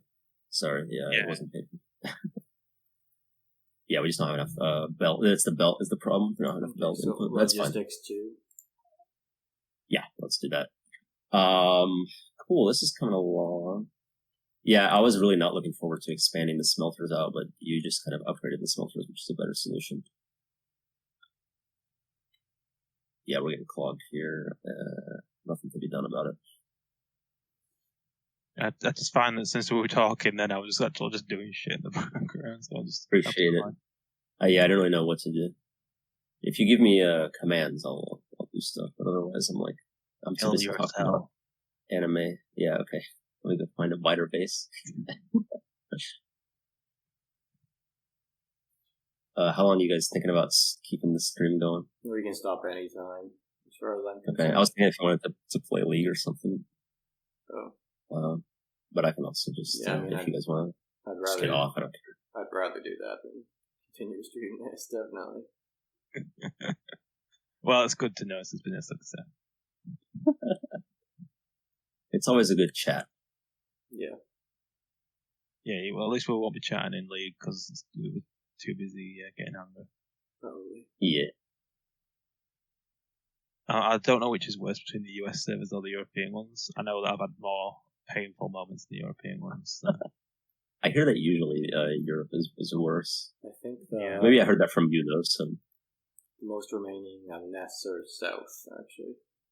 Okay. I was going. I want to see this island nest. See if they're like trying to get off it. No, they're just chilling. Yeah. Wait, did you guys pick out this big one? Yeah, I did. Yeah, except they're low. Okay. Yeah, they brought some turrets. Brought some turrets with me. It was not too bad. They're agitated, but they can't do anything. Yeah, I'll be curious to see what happens once the pollution reaches them, but I don't think they can do anything. Yeah. Usually what happens is biters from multiple bases will converge to like meet up and then all come at you all at once. Okay. Yeah, I've seen it. I've watched that happen before. I thought it was just made up, like when people were saying it, and then I watched a bunch of them like all gather up in like a fucking swarm. Like, yeah, it was fucking weird, and then they all just went straight from my base, and now we're like miles away. How far are we from oil production? I guess if we ever even play this again. But okay, flammables. Maybe. Oh yeah, there's oil processing. 2 techs away. I will probably not stream this game again, but you two could play this file, I think, if one of you saved. I don't really know. Yeah, I can save it. I don't plan to play this, but I'll save it just in case. Yeah. If I were to start again, I'd do it with mods, honestly. So. Oh yeah, that's fair. Okay, well, you left. I guess we're gonna call it here. Thank you to anybody who sat through me sitting there watching Meco and Mr. Ray play. Mostly Meco as I ran in circles. Yeah. Well, right now it's just Rame, so everyone else has already left. We'll do Omori on Thursday, and then I'll try to find some other game to start streaming on Tuesdays. Yeah, so, Doki Doki.